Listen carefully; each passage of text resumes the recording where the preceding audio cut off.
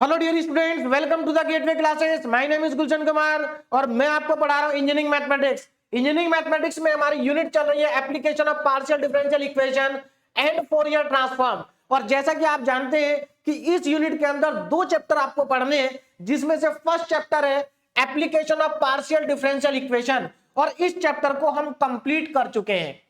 इसके बाद इस यूनिट का सेकंड चैप्टर है फोरियर ट्रांसफॉर्म, जिसको हम आज स्टार्ट करेंगे। अगर मैं बात करूं कि दोनों चैप्टर में से कौन से चैप्टर का वेटेज एग्जाम में ज्यादा रहेगा, तो देखिए ध्यान दीजिएगा यहां पर।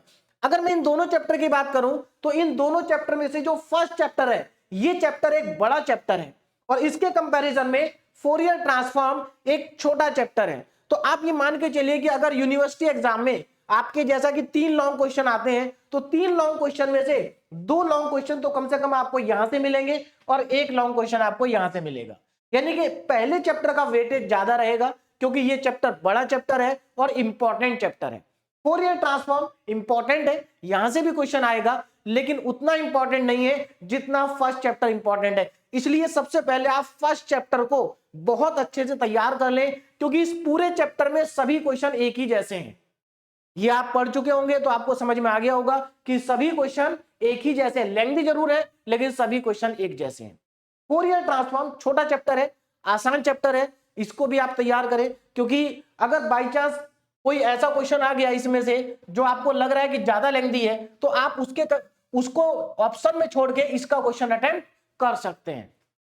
तो इसलिए आपको दोनों ही चैप्टर अच्छे से तैयार करने हैं। तो चलिए स्टार्ट करते हैं और देखते हैं कि हमें फोरियर ट्रांसफॉर्म के अंदर कौन कौन से टॉपिक हैं जो हमें पढ़ने हैं। तो फोरियर ट्रांसफॉर्म में सबसे पहले देखिए, फोरियर ट्रांसफॉर्म कहे या कॉम्प्लेक्स फोरियर ट्रांसफॉर्म कहे, बात एक ही है, ठीक है ना। ये दोनों अलग अलग टॉपिक नहीं है। तो फोरियर ट्रांसफॉर्म और कॉम्प्लेक्स फोरियर ट्रांसफॉर्म दोनों टॉपिक एक ही है, एक ही नाम है ना। तो आप फोरियर ट्रांसफॉर्म भी कह सकते हैं और कॉम्प्लेक्स फोरियर ट्रांसफॉर्म भी कह सकते हैं।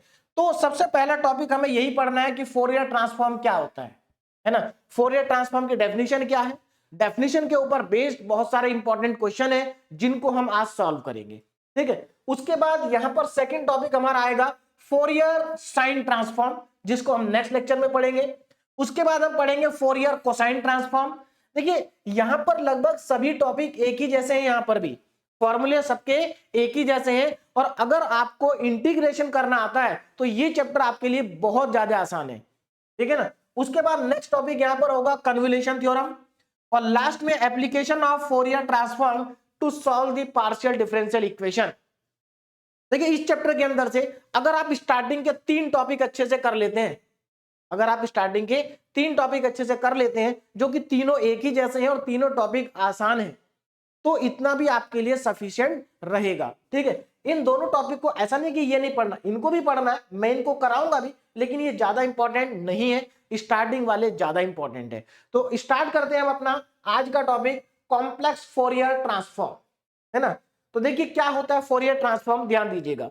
इससे पहले मैथमेटिक्स 2 के अंदर हमने लाप्लास ट्रांसफॉर्म पढ़ा था। तो जैसे लाप्लास ट्रांसफॉर्म हम किसी भी गिवन फंक्शन का कैलकुलेट करते हैं, वैसे ही किसी भी गिवन फंक्शन का हम फोरियर ट्रांसफॉर्म को कैलकुलेट कर सकते हैं। अब कौन सा कैसा फंक्शन होना चाहिए जिसका हम फोरियर ट्रांसफॉर्म कैलकुलेट करेंगे, इन सब की हम बात करते हैं। देखिए ना, let fx defined for all real values. मान लेते हैं fx हमारे पास एक फंक्शन है जो कि सभी रियल वैल्यू के लिए डिफाइंड है। अब देखिए फॉर ऑल रियल वैल्यूज का क्या मतलब है, इसका मतलब ये कि ये जो फंक्शन है ये माइनस इंफिनिटी से लेके प्लस इंफिनिटी तक जितने भी रियल नंबर है सभी के लिए क्या होगा, डिफाइन होगा। तो अगर हमारे पास एक ऐसा फंक्शन है fx जो कि रियल वैल्यूज के लिए डिफाइन है, तो हम उसका फोरियर ट्रांसफॉर्म कैलकुलेट कर सकते हैं, उसका फोरियर ट्रांसफॉर्म कैलकुलेट कर सकते हैं। तो then the complex Fourier transform of fx, और जब आप फोरियर ट्रांसफॉर्म कैलकुलेट करोगे तो उसको रिप्रेजेंट कैसे करेंगे, सबसे पहले तो आपको यह पता होना चाहिए। तो देखिए fx का फोरियर ट्रांसफॉर्म, fx का फोरियर ट्रांसफॉर्म, तो यहां पर आप क्या करेंगे, f लिखेंगे, फिर कर्ली ब्रैकेट और fx, यानी कि बाहर f लिखेंगे और अंदर वो फंक्शन लिखेंगे जिसका फोरियर ट्रांसफॉर्म कैलकुलेट आपको करना है। या फिर इसको रिप्रेजेंट कर सकते हैं fp से, fp, यहां पर जो p होगा या पैरामीटर होगा, और आप जानते हैं लाप्लास में हम पढ़ चुके हैं। देखिए यहां पर रिप्रेजेंटेशन कुछ वैसा ही है जैसा लाप्लास में होता है। तो हमने लाप्लास में भी पढ़ा था कि पी पैरामीटर की जगह पर हम एस पैरामीटर का यूज भी कर सकते हैं, यानी कि एफ पी की जगह आप एफ एस का यूज भी कर सकते हैं। बात समझ में आ रही? दोनों में से किसी का भी यूज आप कर सकते हैं। क्लियर है? चलिए आगे बढ़ते हैं ना। तो ये अब फॉर्मूला देखिए क्या हो जाएगा, फोरियर। अब इसको आप रीड कैसे करेंगे? सबसे पहले तो ये देखिए इसको आप रीड कैसे करेंगे। इसको आप रीड करेंगे Fourier transform of f x, Fourier transform of f x, जिसको हम दूसरा नोटेशन होता है एफ पी, तो इसको एफ पी से भी रिप्रेजेंट कर सकते हैं या एफ एस से भी कर सकते हैं। इज इक्वल टू, अब देखो फॉर्मूला क्या हो जाएगा, क्योंकि हमने अभी अभी देखा कि जो फंक्शन एफ एक्स है वो माइनस इंफिनिटी से प्लस इंफिनिटी सभी वैल्यू के लिए डिफाइन है। तो यहां पर लिमिट क्या हो जाएगी इंटीग्रेशन की, minus infinity two plus infinity f x और ई की पावर में iota p x D x. अब यहां जरा ध्यान देना, यहां ई की पावर में आयोटा है, और आयोटा आप जानते हैं कि इमेजिनरी नंबर होता है। आयोटा क्या होता है? इमेजिनरी नंबर जिसकी वैल्यू होती है अंडर रूट ऑफ -1। और देखिए इसीलिए इस ट्रांसफॉर्म को कॉम्प्लेक्स ट्रांसफॉर्म भी कहा जाता है।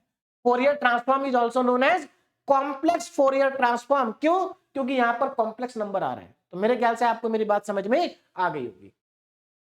आगे बढ़ते हैं।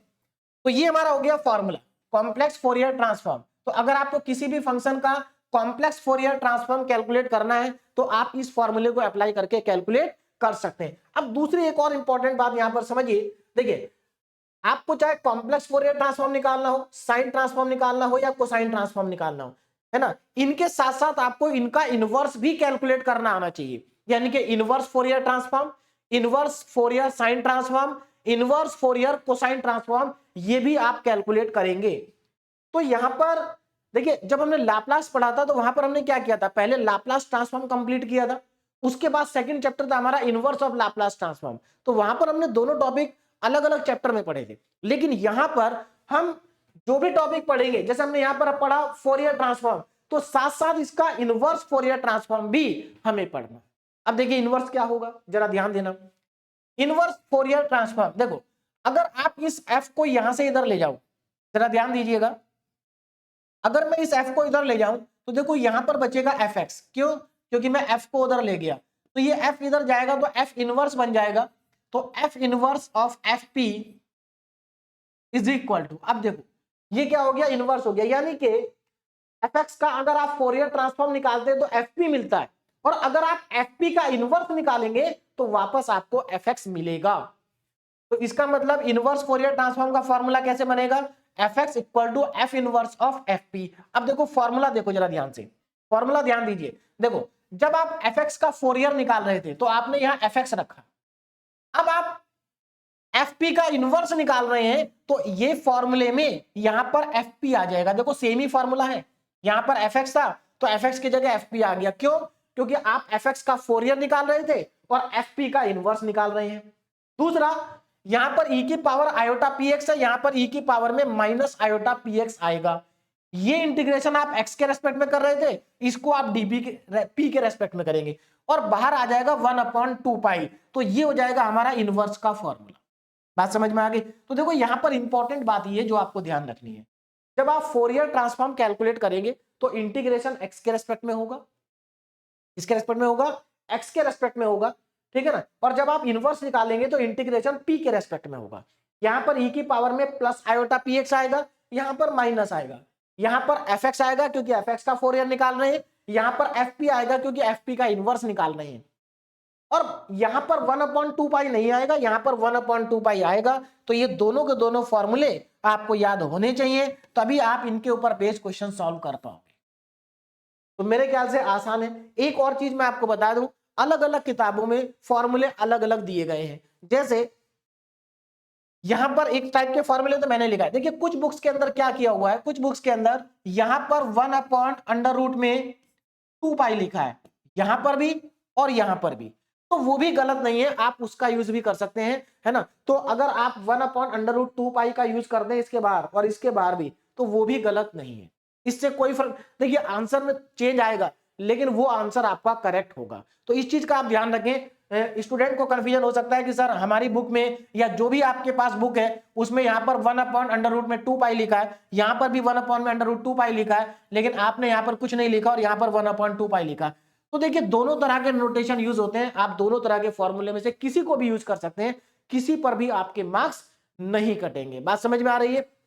मैं ये वाले फॉर्मूले यूज कर रहा हूं क्योंकि ज्यादातर स्टैंडर्ड बुक में यही फॉर्मूले दिए गए हैं, तो जो स्टैंडर्ड बुक में दिया गया है उसी को मैं फॉलो कर रहा हूं। आप भी कर सकते हैं, लेकिन आप दूसरा वाला फॉर्मूला भी यूज कर सकते हैं जहां पर 1/√, में 2 पाई आएगा।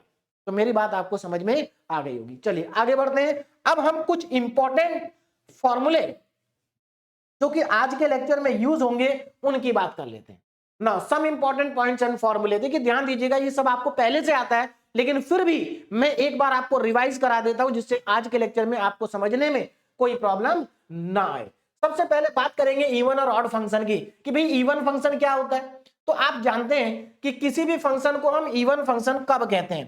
तो देखिए किसी भी फंक्शन को अगर आपको चेक करना है कि वो इवन है या नहीं है, तो बहुत आसान तरीका होता है। आसान तरीका ये होता है कि उस फंक्शन में आप x के प्लेस पर -x रख दो। फंक्शन में x के प्लेस पर -x रख दो। अगर ऐसा करने से फंक्शन पे कोई फर्क नहीं पड़ता है तो इसका मतलब वो फंक्शन इवन फंक्शन है। जैसे देखो यहां पर मैंने एग्जांपल लिखा हुआ, ये cos x जो होता है इवन फंक्शन होता है। क्यों? क्योंकि आप यहां पर पुट करके देखो, अगर आप x की जगह पर -x पुट कर देते हैं तो ये cos -x आ जाएगा। और आप सब जानते हैं कि cos minus theta, cos minus theta, cos theta होता है, यानी कि माइनस लगाने से कोई फर्क नहीं पड़ता, तो ये भी cos x हो जाएगा। और cos x इसके बराबर है, fx के बराबर है। तो आपने देखा कि fx में x की जगह -x रखने से वापस fx आ गया, इसका मतलब ये फंक्शन कैसा है? इवन फंक्शन है। तो मेरी बात आपको समझ में आ गई होगी। सिमिलरली यहां पर आप रख के देखो, अगर आप इसमें fx की जगह x की जगह -x रख दोगे तो ये क्या आ जाएगा? -x का होल स्क्वायर, जो कि +x² होगा, और x² किसके बराबर है? fx के बराबर है। तो इसका मतलब ये भी कैसा फंक्शन है? इवन फंक्शन है। तो एक तरीका तो ये हो गया इवन फंक्शन को पता करने का, कि आप x के प्लेस पर -x रखो, अगर फंक्शन पे कोई फर्क नहीं पड़ रहा है तो इसका मतलब वो फंक्शन कैसा है? इवन फंक्शन है। दूसरा मेथड, सेकंड मेथड है ग्राफिकल मेथड, है ना। आपको अगर ये पता करना है कि गिवन फंक्शन इवन है या नहीं है, तो आप उसका ग्राफ बना दीजिए। अगर उसका ग्राफ y एक्सिस के अबाउट सिमेट्रिक आता है, सिमेट्रिक का मतलब है कि y के राइट में जैसा होगा वैसा ही राइट लेफ्ट में भी होना चाहिए, तो फंक्शन इवन होगा। जैसे देखो fx = x² का मैंने ग्राफ बनाया, इस फंक्शन का हमने क्या किया? ग्राफ बनाया। तो इस फंक्शन का ग्राफ जो बनेगा ये पैराबोला बनेगा। आप जानते हैं ये पैराबोला है, अपवर्ड पैराबोला, क्योंकि ये fx क्या है? fx होता है y, तो इसकी जगह पर आप y लिख देंगे तो y = x² हो जाएगा। तो ये अपवर्ड पैराबोला है, और आप जानते हैं कि ये पैराबोला y एक्सिस के जैसा राइट में होता है वैसा ही लेफ्ट में भी होता है। इसका मतलब ये y एक्सिस के अबाउट सिमेट्रिक है। कहने का मतलब ये है कि ये फंक्शन इवन है। बात समझ में आ गई? चलिए सिमिलरली cos x का आप ग्राफ बना दीजिए। तो cos x का ग्राफ भी y के अबाउट सिमेट्रिक होता है। आप देख सकते हैं जैसा y के राइट में है वैसा ही राइट के y के लेफ्ट में भी है। तो अगेन ग्राफिकल मेथड से भी आप बता सकते हैं कि फंक्शन इवन है या ऑड है। क्लियर है? अब बात करते हैं ऑड फंक्शन की। ऑड इसका उल्टा हो जाएगा। किसी भी फंक्शन को हम ऑड कब कहेंगे? अगर x की जगह -x रखते हैं और फंक्शन का साइन चेंज हो जाता है। देखिए फंक्शन की वैल्यू चेंज नहीं होगी, केवल साइन चेंज होगा। जैसे देखो यहां पर एग्जांपल लिखे हैं sin x, अगर आप यहां पर x की जगह पर -x रख देंगे तो ये sin -x बनेगा। और आप जानते हैं कि sin -θ -sin θ होता है, ये सबको मालूम होगा, है ना। तो यहां से हमारे पास क्या आ जाएगा? यहां से हमारे पास आ जाएगा माइनस का sin x, और माइनस का sin x, और sin x इसके बराबर है fx, तो ये आ गया माइनस का fx। देखो x की जगह -x रखने पर माइनस का fx आ गया, इसका मतलब फंक्शन का साइन चेंज हो गया। और ऐसे ही आप बाकी को भी चेक कर सकते हैं। तो ये सब क्या है? Odd function. बाकी ग्राफिकल मेथड यहां पर भी है, आप ग्राफ बना के चेक कर सकते हैं। जैसे fx = x, आपको मालूम है y = x की लाइन है, और ये एक स्ट्रेट लाइन है जो कि ओरिजिन से पास होती है और फर्स्ट और थर्ड क्वाड्रेंट में जाती है ना। और अगर आप माइनस लगा देंगे तो सेकंड और फोर्थ में चली जाएगी। अब जरा ध्यान दो, अगर आप इसको ध्यान से देखो, अगर किसी भी फंक्शन का ग्राफ ओरिजिन के अबाउट सिमेट्रिक है, यानी कि अपोजिट क्वाड्रेंट में सिमेट्रिक है, तो वो फंक्शन ऑड फंक्शन होगा। तो आप देख सकते हैं यहां पर साइन का ग्राफ देखो, साइन का ग्राफ y के अबाउट सिमेट्रिक नहीं कहेंगे, हम ओरिजिन के अबाउट सिमेट्रिक कहेंगे। देखो ओरिजिन के अबाउट सिमेट्रिक है, यानी कि अपोजिट क्वाड्रेंट में क्या है? सिमेट्रिक है। तो ये ग्राफ कैसा हो गया? Odd function. ये फंक्शन कैसा हो गया? ऑड फंक्शन हो गया। तो ये तो दो तरीके, इवन फंक्शन और ऑड फंक्शन की बात हुई, मेरे ख्याल से सभी को समझ में आ गया होगा। अब यहां पर इवन फंक्शन ऑड फंक्शन से रिलेटेड कुछ और इंपॉर्टेंट पॉइंट है जो कि आपको ध्यान रखने हैं। देखिए, अगर बाई चांस कोई फंक्शन आपके पास है और उसमें कई सारे फंक्शन लिखे हुए हैं, 3 या 4 या 5 फंक्शन लिखे हैं, है ना, और उसमें से कुछ फंक्शन ऑड है, कुछ फंक्शन इवन है, तो कैसे पता करेंगे कि ओवरऑल फंक्शन इवन है या ऑड है? तो ध्यान दीजिएगा, देखो, अगर आप दो इवन फंक्शन का प्रोडक्ट करते हैं तो इवन फंक्शन ही आता है, और अगर आप दो ऑड फंक्शन का प्रोडक्ट करते हैं तब भी इवन आता है। ये सिमिलर वैसे ही है जैसे आप अगर दो नंबर आप ले लें, तो पॉजिटिव नंबर आप ले लें तो पॉजिटिव नंबर का प्रोडक्ट पॉजिटिव आएगा, तो निगेटिव नंबर का प्रोडक्ट भी पॉजिटिव आएगा। ये भी कुछ उसी तरीके से है। तो इवन इवन का प्रोडक्ट इवन आता है, ऑड ऑड का प्रोडक्ट भी इवन आता है, और अगर एक ऑड एक इवन है तो ऑड आएगा। मतलब आप ऑड को ऐसा देखिए, याद करने के लिए आप ये तरीका फॉलो कर सकते हैं कि जैसे पॉजिटिव पॉजिटिव या निगेटिव निगेटिव पॉजिटिव होता है, वैसे इवन इवन और ऑड ऑड इवन होता है। और जैसे ही दो अपोजिट साइन के नंबर मल्टीप्लाई होते हैं, जैसे एक पॉजिटिव एक निगेटिव, तो मिलेगा क्या? निगेटिव। तो सिमिलरली अगर आपका एक इवन एक ऑड है तो आपको ऑड मिलेगा, और है ना, ऑड इवन है तो क्या मिलेगा? ऑड। तो आप ऐसा सोच सकते हैं कि जो ऑड है वो निगेटिव है, जो इवन है वो पॉजिटिव है। ये याद करने का तरीका है, क्योंकि इसका यूज हम आज के लेक्चर में करेंगे। आगे बढ़ते हैं। Now an important property of definite integral. अब जरा ध्यान दें, डेफिनेट इंटीग्रल की एक इंपॉर्टेंट प्रॉपर्टी क्या है? वो प्रॉपर्टी ध्यान दीजिएगा। देखिए, माइनस ए से A F x D x, ये डेफिनेट इंटीग्रल की प्रॉपर्टी है जिसका हम आज यूज करेंगे, और ये बहुत इंपॉर्टेंट प्रॉपर्टी है ना, इवन और ऑड फंक्शन के ऊपर बेस्ड है। देखिए क्या कहा गया है इस प्रॉपर्टी में कि अगर लिमिट माइनस ए से ए है एफ एक्स डी है, अब ये मत समझना कि हमेशा माइनस ए से ए रहेगी, -2 से 2 भी हो सकता है, माइनस इन्फिनिटी से प्लस इन्फिनिटी भी हो सकता है ना, यानी कि नीचे की और ऊपर की लिमिट सेम रहेगी, बस साइन का अंतर रहेगा। तो यहां पर आपको क्या करना है? इस एफ एक्स का साइन चेक करना है, सॉरी, आपको ये चेक करना है कि ये एफ एक्स इवन है या ऑड है। अगर ये एफ एक्स इवन हुआ तो लिमिट 0 से ए हो जाएगी और इंटीग्रल के साथ में 2 मल्टीप्लाई हो जाएगा, ठीक है ना, अगर एफ एक्स इवन है। और अगर ऑड है तो आप इसकी डायरेक्ट वैल्यू 0 लिख सकते हैं। तो ये प्रॉपर्टी मुझे नहीं लगता कि कोई भी स्टूडेंट ऐसा होगा जिसको ना आती हो, क्योंकि इस प्रॉपर्टी का आप लोग बहुत ज्यादा यूज ऑलरेडी कर चुके हैं। आगे बढ़ते हैं और कुछ और इंपॉर्टेंट पॉइंट्स और फॉर्मूले यहां पर ध्यान देते हैं। Now integration by parts, again very very important. Integration by parts बहुत इंपॉर्टेंट है ना। और इंटीग्रेशन बाय पार्ट्स का एक तो वो फॉर्मूला है जो आप लोग क्लास 12 से पढ़ते आ रहे हैं, है ना, जो हमारा बेसिक फॉर्मूला होता है। हम यहां पर बेसिक फॉर्मूले का यूज नहीं करेंगे। इंटीग्रेशन बाय पार्ट्स का मैंने आपको सेकंड मेथड बता रखा है जिसको हम शॉर्टकट मेथड कहते हैं, है ना। तो आपको ये मेथड लगाना है इंटीग्रेशन बाय पार्ट्स के लिए। इससे क्या होगा? आपकी कैलकुलेशन आसान होगी। देखिए, ऐसा नहीं है कि आप जो मेथड आपने पढ़ा है या जो बेसिक मेथड आपने पढ़ा है इंटीग्रेशन बाय पार्ट्स का, आप वो अप्लाई नहीं कर सकते। वो तो हमारा है ही मेथड, उसको तो आप अप्लाई कर ही सकते हैं। लेकिन अगर आप चाहते हैं कि हमारी कैलकुलेशन आसान हो और जल्दी हो, है ना, तो आप इस फॉर्मूले का यूज करिए इंटीग्रेशन बाय पार्ट्स के लिए। अब ये मत सोचना कि ये शॉर्ट ट्रिक है या शॉर्ट मेथड है तो इस पे मार्क्स नहीं मिलेंगे। ये शॉर्ट मेथड नहीं है, प्रॉपर मेथड है, आपकी बुक में दिया हुआ है। बात क्लियर है? चलिए समझते हैं यहां पर। देखिए, अगर दो फंक्शन का इंटीग्रेशन आपको करना है, दोनों फंक्शन मल्टीप्लाई में लिखे हैं, तो इंटीग्रेशन बाय पार्ट्स का ये फॉर्मूला आप लगाएंगे। देखिए क्या है, पहले तो आप आइलेट मेथड से ये डिसाइड कर लेंगे कि कौन सा फंक्शन फर्स्ट है और कौन सा सेकंड है। मान लेते हैं ये फंक्शन फर्स्ट है और ये सेकंड है, तो देखो first function as it is, first को ऐसे ही लिखेंगे और सेकंड फंक्शन का करेंगे इंटीग्रेशन। यहां v1 का मतलब है कि v का एक बार इंटीग्रेशन हो चुका है, तो u इंटू v1। बात समझ में आ गई? अब आगे बढ़ते हैं। देखिए, अब आपको पीछे नहीं जाना। देखिए यहां पर आ चुके, और यहां पर जब आप v1 लिखेंगे तो v1 जो भी आएगा उसको ब्रैकेट में लिखना। क्लियर है? अब आगे बढ़ते हैं। अब ये जो u यहां पर लिखा है, इसका आप एक बार करेंगे डिफरेंशिएशन। क्या करेंगे? डिफरेंशिएशन करेंगे एक बार। तो देखो u से u डैश आ गया, और ये जो v1 है, v1 कैसे आया था? v का इंटीग्रेशन करके आया था। ये जो v1 है इसका आप एक बार और इंटीग्रेशन कर देंगे तो आपको मिलेगा v2, यानी कि इस v1 का एक बार और इंटीग्रेशन करना है। और ध्यान रखना, इस v1 को ब्रैकेट में लिखना है और u को भी ब्रैकेट में लिखना है। आगे बढ़ते हैं। अब ये जो u डैश आया है, अगर ये फिर से डिफरेंशिएट हो सकता है, अगर इसका डिफरेंशिएशन 0 नहीं बन रहा है तो आप इसको फिर से डिफरेंशिएट करें और v2 को फिर से एक बार और इंटीग्रेट करें, है ना।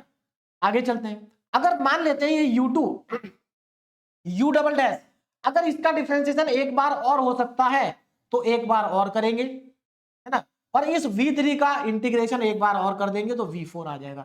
अब क्वेश्चन ये आता है कि सर हम कब तक चलेंगे, तो देखिए आप जब तक चलेंगे जब तक इस u की वैल्यू डिफरेंशिएट करते करते कांस्टेंट वैल्यू ना आ जाए, क्योंकि जब कांस्टेंट आ जाएगी तो उसके आगे आप डिफरेंशिएट करेंगे तो वो जीरो बन जाएगा, तो आगे की टर्म खत्म हो जाएंगे। तो इस मेथड को आप फॉलो करेंगे। आगे बढ़ते हैं ना, नेक्स्ट इंपॉर्टेंट फॉर्मूला e की power iota theta, again important formula है आज के लेक्चर के लिए और आने वाले लेक्चर्स के लिए भी, और ये फॉर्मूला भी आप लोग बहुत ज्यादा यूज कर चुके हैं मैथमेटिक्स 2 के अंदर, है ना। e की पावर आयोटा थीटा फॉर्मूला क्या होता है, cos theta plus iota sine theta. यहां पर ध्यान रखना थीटा की जगह जो भी होगा वही यहां पर आएगा, है ना। तो e की power iota theta cos theta plus iota sine theta, अगर यहां पर माइनस लग गया तो यहां पर माइनस आ जाएगा, ठीक। और इन्हीं दोनों फॉर्मूलों को अगर आप ऐड कर दें तो एक दो नए फॉर्मूले बन जाते हैं। ये देखिए अगर इनको आप ऐड और सब्ट्रैक्ट करते हैं तो ये दो नए फॉर्मूले बन जाते हैं साइन थीटा और कॉस थीटा का। साइन थीटा का फॉर्मूला होता है e की power iota theta minus e की power minus iota theta upon 2 iota. ये सब फॉर्मूले आपके लिए नए नहीं है, मैथमेटिक्स में बहुत ज्यादा यूज किया था हमने इन सभी फॉर्मूलों का। cos थीटा e की पावर आयोटा थीटा प्लस आएगा बीच में e की पावर माइनस आयोटा थीटा, और यहां अपॉन में 2 आएगा और यहां 2 आयोटा आएगा। एक और इंपॉर्टेंट वैल्यू, ये फॉर्मूला नहीं है, ये इंपॉर्टेंट वैल्यू है इस इंटीग्रेशन की, माइनस इंफिनिटी से इंफिनिटी e की power minus x square dx, और इसकी वैल्यू होती है रूट पाई। इस वैल्यू का हम कुछ क्वेश्चंस के अंदर डायरेक्ट यूज करेंगे, इसलिए इसको आपको याद करना है। अब यहां पर क्वेश्चन आता है कि सर ये वैल्यू कहां से आई, तो देखिए इस वैल्यू को हमने मैथमेटिक्स 1 में जब बीटा गामा फंक्शन पढ़ा था तो वहां पर हमने इसको फाइंड आउट किया था, लेकिन यहां पर फाइंड नहीं करना है, यहां पर इस वैल्यू का डायरेक्ट यूज करना है। बात समझ में आ गई।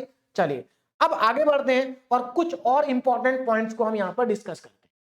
देखिए यहां पर आज के लेक्चर में आपको कुछ इस तरह का देखने को मिलेगा, जैसे देखो पहला क्वेश्चन देखिए, x less then mod of x less than a mod of x greater than a। तो अगर इस तरह से आपको कुछ दिया हो तो इनका मतलब आप एक बार मैं आपको समझा देता हूं, हालांकि आपको सभी को मालूम होगा लेकिन फिर भी एक बार रिवाइज करा देता। देखिए अगर कहीं पर लिखा है mod of x less than equal to a, इसका मतलब क्या है।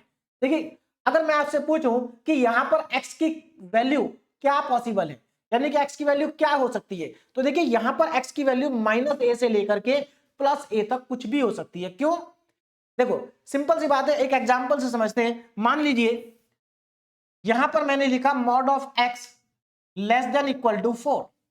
अब मैं आपसे पूछूं कि यहां पर आप x की वैल्यू को क्या क्या पुट कर सकते हो जिससे कि ये कंडीशन आपकी फॉलो हो जाए।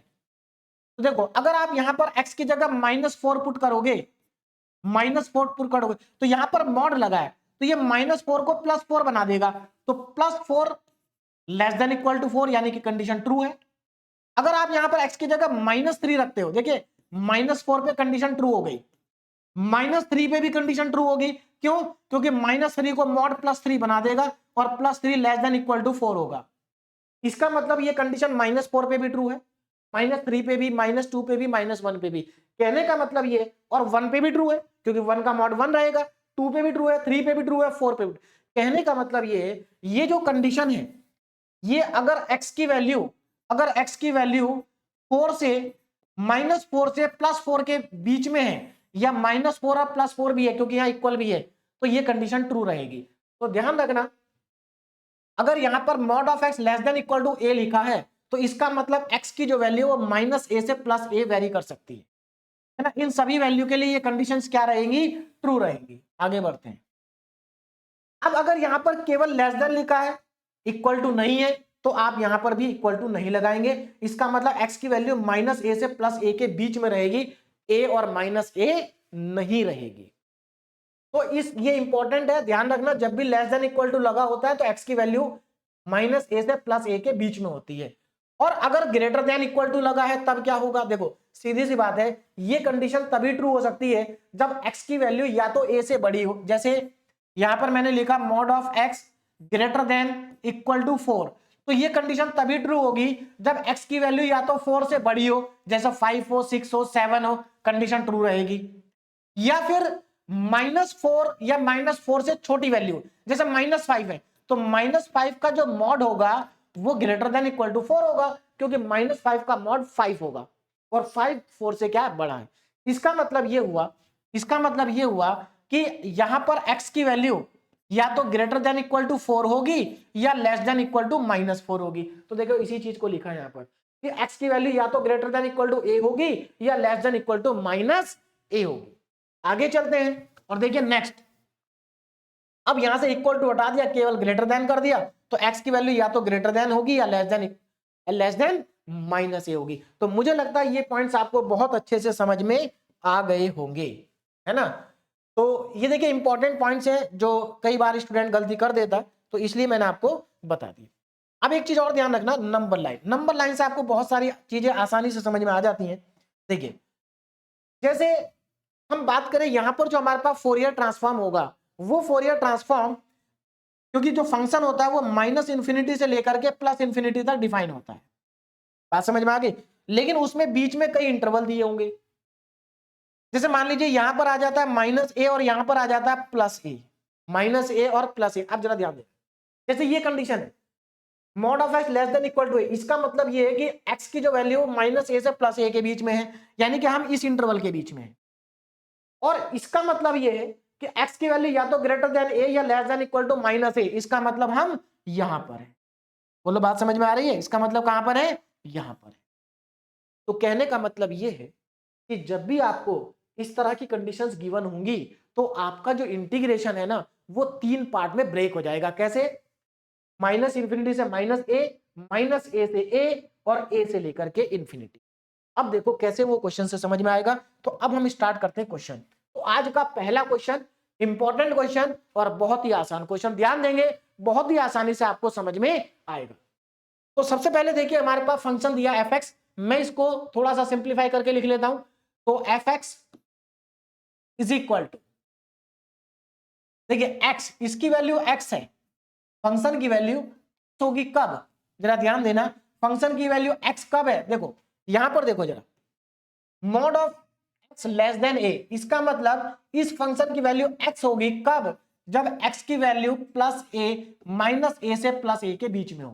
देखो इसको कैसे लिख सकते हैं आप, mod of x less than a, इसका मतलब x की वैल्यू -a से a के बीच में, यही मैंने आपको भी समझाया था। और इसी फंक्शन की वैल्यू 0 हो जाएगी, इसी फंक्शन की वैल्यू 0 हो जाएगी कब, मॉड ऑफ x अगर ग्रेटर देन a, इसका मतलब क्या है, इसका मतलब ये है कि अगर x की वैल्यू ग्रेटर देन a है या फिर x की वैल्यू, यहां पर मैं और करके लिख देता हूं, या फिर x की वैल्यू लेस देन a है। अगर x की वैल्यू a से बड़ी है या -a से छोटी है तो fx की वैल्यू 0 होगी, और अगर x की वैल्यू -a से +a के बीच में है तो fx की वैल्यू x होगी। ये मतलब है इस फंक्शन का। तो मेरे ख्याल से फंक्शन तो आपको समझ में आ गया।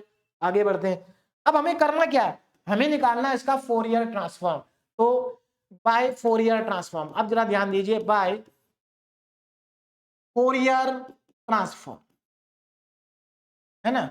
यहां पर अब मैं फोरियर ट्रांसफॉर्म को अप्लाई करने जा रहा हूं, जरा ध्यान, बाय फोरियर ट्रांसफॉर्म, यहां पर फोरियर ट्रांसफॉर्म अप्लाई करेंगे तो कितना आएगा, देखिए तो फोरियर ट्रांसफॉर्म का फॉर्मूला, तो फॉर्मूला क्या होता है, f P is equal to -∞ से लेकर के +∞, है ना, और एफ एक्स, क्योंकि जिसका हमें फोरियर निकालना वो फंक्शन लिखेंगे, ई की पावर में आयोटा पी एक्स और डी एक्स, ये हमारा फॉर्मूला हो गया फोरियर ट्रांसफॉर्म का। अब जरा यहां पर ध्यान देना, ये जो हमें इंटीग्रेशन करना है -∞ से लेकर के +∞ तक करना है, और इस क्वेश्चन के अकॉर्डिंग -a से +a के बीच में वैल्यू x है। देखो अगर आप नंबर लाइन से समझो तो देखो यहां पर एक्चुअल में हो क्या रहा है कि -a से लेकर के +a के बीच में फंक्शन की वैल्यू x है, और -∞ से +a में 0 है, और यहां पर भी 0 है। क्यों, ध्यान दो, देखो जब x की वैल्यू a से बड़ी है तो x की वैल्यू a से बड़ी होने का मतलब है कि a से लेकर इंफिनिटी तक, a से लेकर के इंफिनिटी तक वैल्यू क्या है, 0 है। उसके बाद आगे देखो, अगर x की वैल्यू -a से छोटी है, यानी कि x की वैल्यू -a से छोटा होने का मतलब है -∞ से -a, यहां पर भी वैल्यू 0 है। तो आप अपने इंटीग्रेशन को 3 पार्ट में ब्रेक कर देंगे, -∞ से लेके -a तक, -a से लेके +a तक, और +a से लेके +∞ तक। बस यही आपको यहां पर करना है सबसे पहले। तो मैं अपने इंटीग्रेशन को ब्रेक कर देता हूं 3 पार्ट में।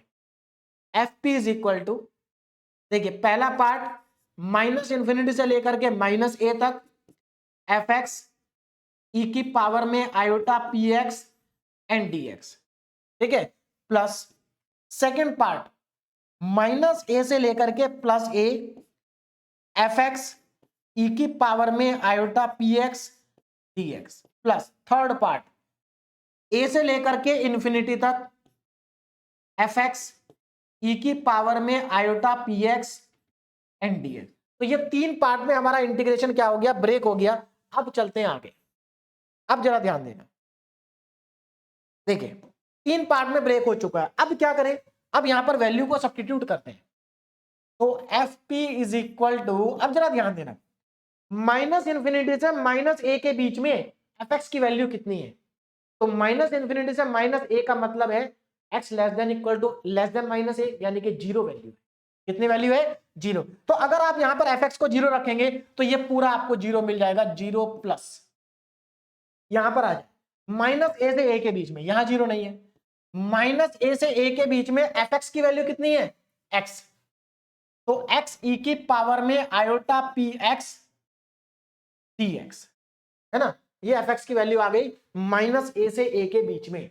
उसके बाद ए से लेके इंफिनिटी यानी कि एक्स ग्रेटर देन ए 0 है, तो अगेन आपको 0 वैल्यू मिली, है ना। तो हमारे पास जो फंक्शन आ गया f P is equal to, देखिए एफ पी कितना आया, एफ पी हमारे पास आ गया माइनस ए से ए एक्स ई की पावर में आयोटा पी एक्स और डी एक्स। यहां से आगे करने के इस क्वेश्चन को 2 मेथड है। क्या है 2 मेथड, एक मेथड तो ये कि यहां पर आप ई की पावर में आयोटा पी एक्स का फॉर्मूला लगा दें, जो कि cos p x plus iota sine p x हो जाएगा। इस फॉर्मूले को यहां पर लगाएं और उसके बाद एक्स को अंदर मल्टीप्लाई कर दें, एक फंक्शन इवन बनेगा, एक ऑड बनेगा, जो ऑड बनेगा उसका इंटीग्रेशन 0 हो जाएगा, है ना। और जो इवन बचेगा उसमें आप इंटीग्रेशन बाय पार्ट्स लगा देंगे। तो एक तरीका तो ये है। दूसरा तरीका ये है, जब हमें इंटीग्रेशन बाय पार्ट्स अप्लाई करना ही है तो क्यों हम इस फॉर्मूले को लगाएं, हम डायरेक्ट ना कर दें यहीं पर इंटीग्रेशन बाय पार्ट्स।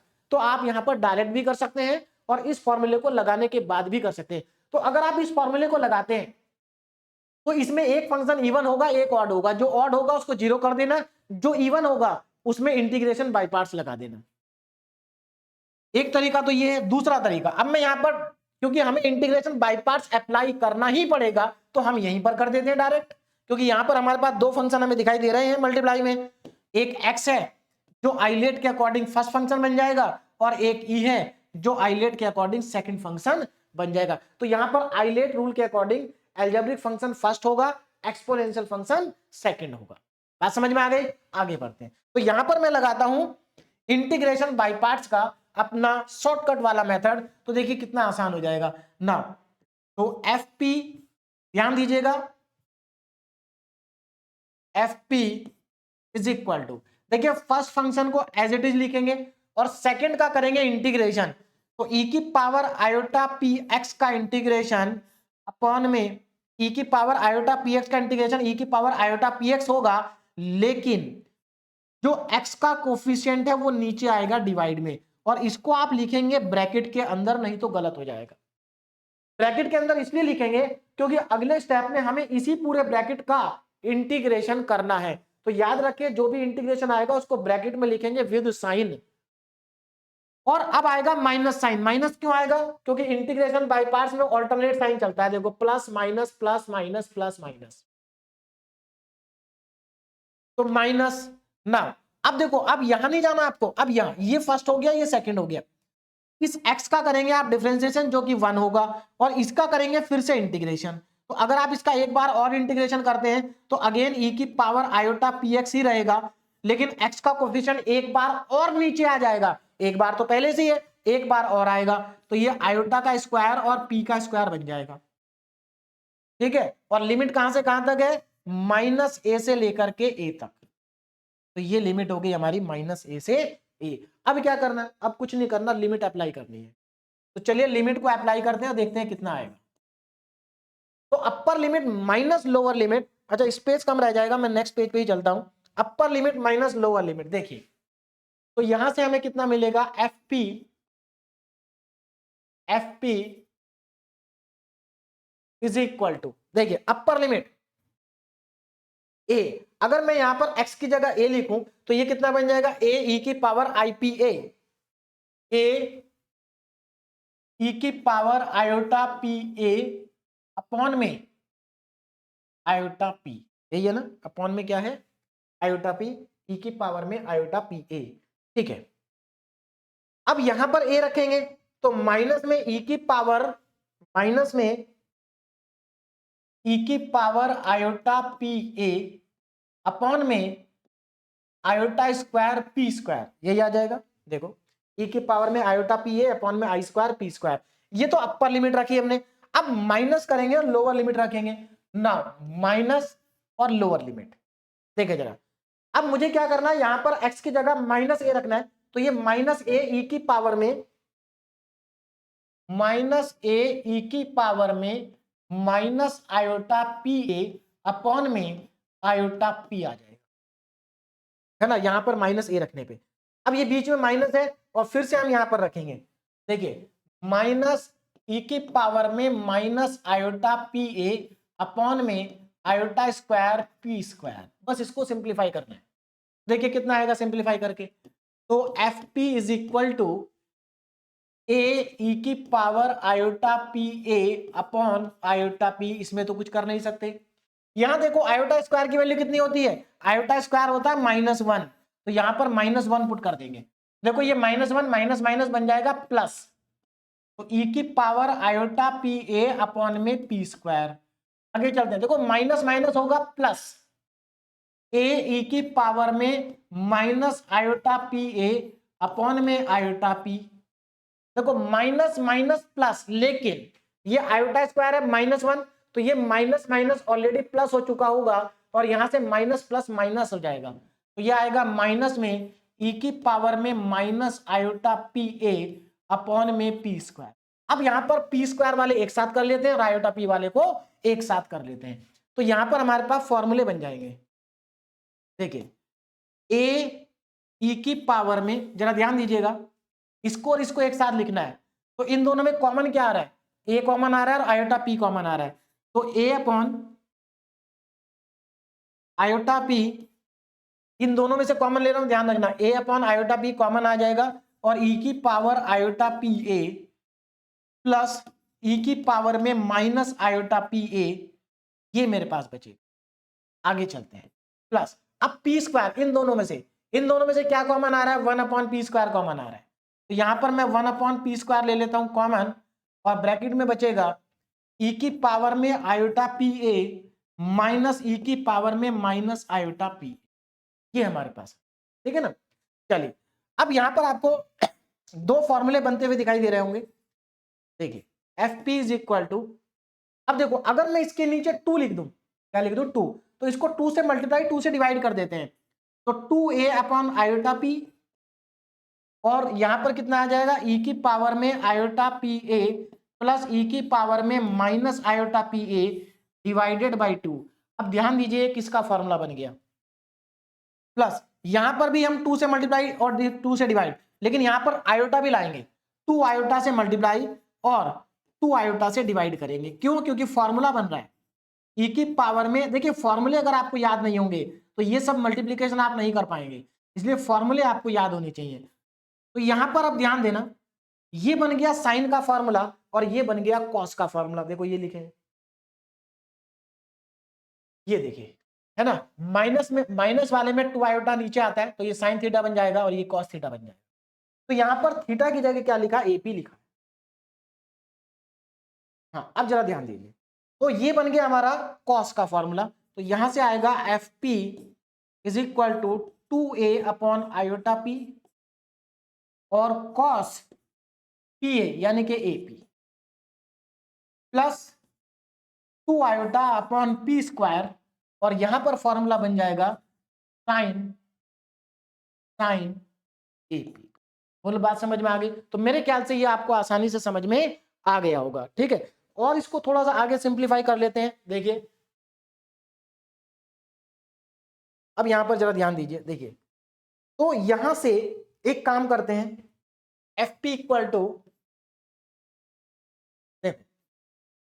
इस पूरे में से क्या कॉमन आ रहा है, देखो पूरे में से ऊपर से आ रहा है 2 कॉमन, तो 2 को कॉमन ले लेते हैं, है ना। दूसरा नीचे p है और यहां पर p स्क्वायर है, तो हम एक काम करते हैं p स्क्वायर को भी कॉमन ले लेते हैं। तीसरा यहां ऊपर आयोटा है, यहां नीचे आयोटा है, तो हम आयोटा को भी कॉमन ले लेते हैं। तो ऊपर से हम कॉमन ले लेते हैं 2 आयोटा और नीचे से कॉमन ले लेते हैं p स्क्वायर। देखिए अगर आप अपने आंसर को यहां पर भी छोड़ देंगे कोई प्रॉब्लम नहीं है, बस मैं और थोड़ा सा इसको सिंप्लीफाई करके लिख रहा हूं, ऊपर से 2 आयोटा कॉमन ले रहा हूं, नीचे से p स्क्वायर कॉमन ले रहा हूं। अब जरा ध्यान दो क्या बचेगा, देखो नीचे से मैंने, ऊपर से मैंने 2 आयोटा कॉमन ले लिया, अब देखो यहां ऊपर आयोटा था नहीं, मैंने कॉमन ले लिया, तो क्या करो, अगर आप ऊपर से आयोटा कॉमन ले रहे हो और ऊपर आयोटा नहीं है, तो आपको एक आयोटा नीचे मल्टीप्लाई करना पड़ेगा, तो इसका मतलब यहां पर बचेगा ए। अच्छा दूसरी चीज, मैंने पी स्क्वायर कॉमन लिया है और जबकि यहां पर पी, ऊपर पी है नहीं और नीचे से मैंने पी स्क्वायर को कॉमन लिया, तो पी से आपको मल्टीप्लाई डिवाइड भी करना पड़ेगा। यानी कि कहने का मतलब अगर आप नीचे से पी स्क्वायर कॉमन ले रहे हैं और नीचे अगर पी स्क्वायर नहीं है तो वो पी स्क्वायर ऊपर आएगा।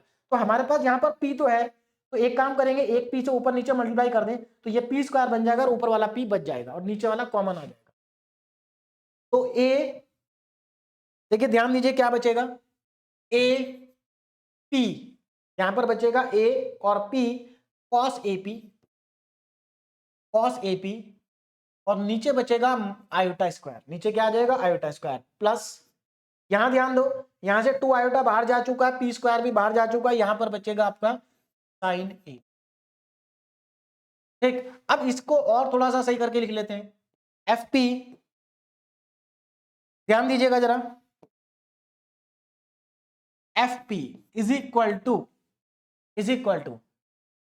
2 iota upon p square, bracket में देखो आयोटा स्क्वायर की वैल्यू -1 होती है तो ये माइनस हो जाएगा, तो माइनस वाले को बाद में लिख देते हैं और साइन ए पी पहले लिख देते हैं, minus A p cos A P इसको लिख देते हैं बाद में, और ये हो गया हमारा यहाँ पर क्वेश्चन कंप्लीट। तो मेरे ख्याल से सभी स्टूडेंट को आसानी से समझ में आ गया होगा, है ना। सिंपल क्वेश्चन है, तो 2 iota upon p square sine a P minus A p cos A p, तो यहां पर ये क्वेश्चन हमारा क्या हो गया, कंप्लीट हो गया, और उम्मीद है कि सभी स्टूडेंट्स को अच्छे से समझ में आ गया होगा। आगे बढ़ते हैं और नेक्स्ट क्वेश्चन को सॉल्व करते हैं।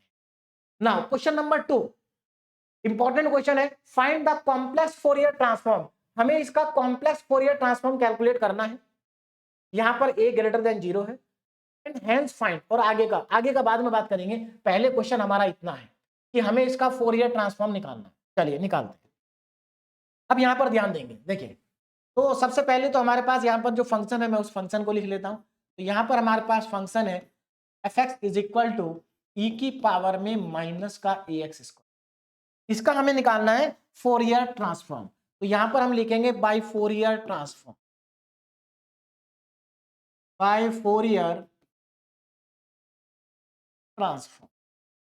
अब जरा ध्यान दीजिए, बाय फोरियर ट्रांसफॉर्म फॉर्मूला लगाएंगे, तो f P is equal to minus infinity से लेके plus infinity f x e की पावर में iota p x and d x. अब यहां पर एफ एक्स की वैल्यू रख दीजिए, तो f P is equal to minus infinity से प्लस इन्फिनिटी ई की पावर में minus a x square into e की पावर में आयोटा पी एक्स और डी एक्स। अब यहां पर इंटरवल ब्रेक करने के लिए तो हमें कुछ दिया नहीं है।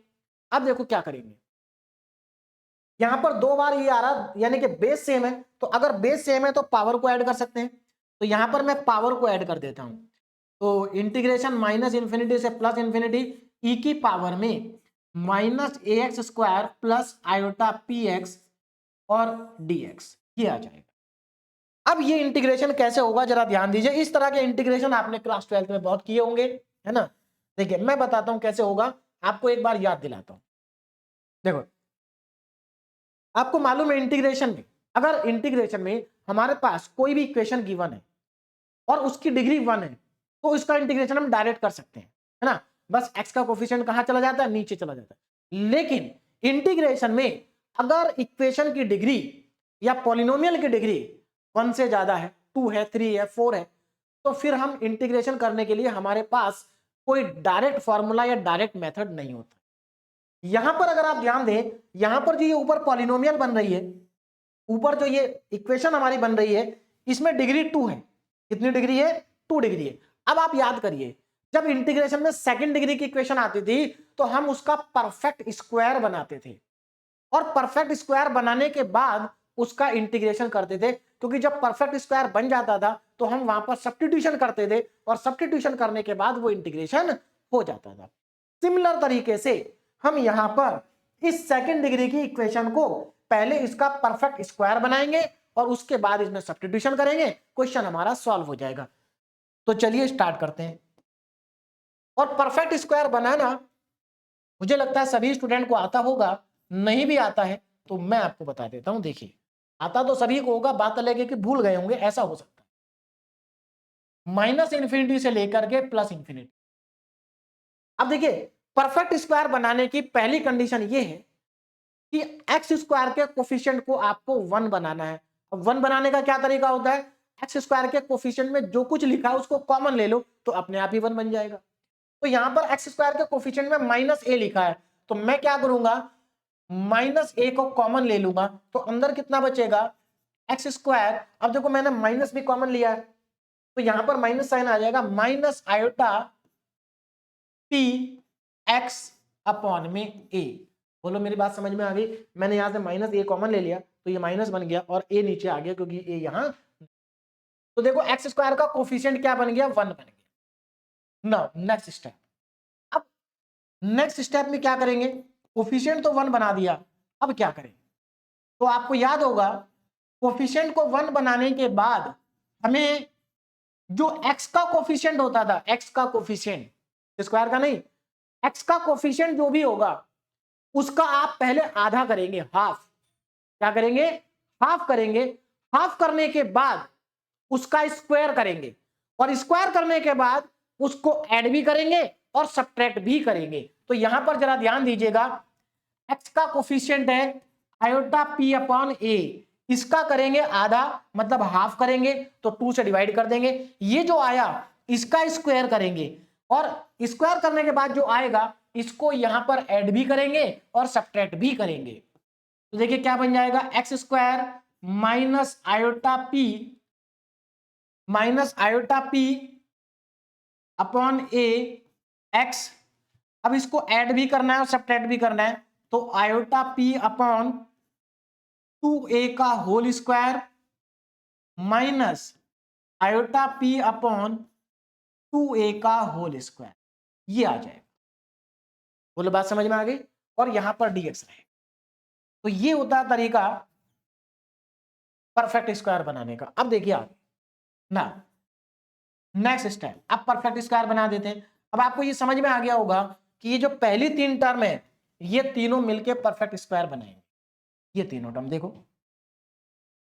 इसको मैं क्या लिख सकता हूं? अब ये सब e की पावर में चल रहा है, ये भी ध्यान रखना, e की पावर में माइनस ए बाहर है। देखो x minus iota p upon ए,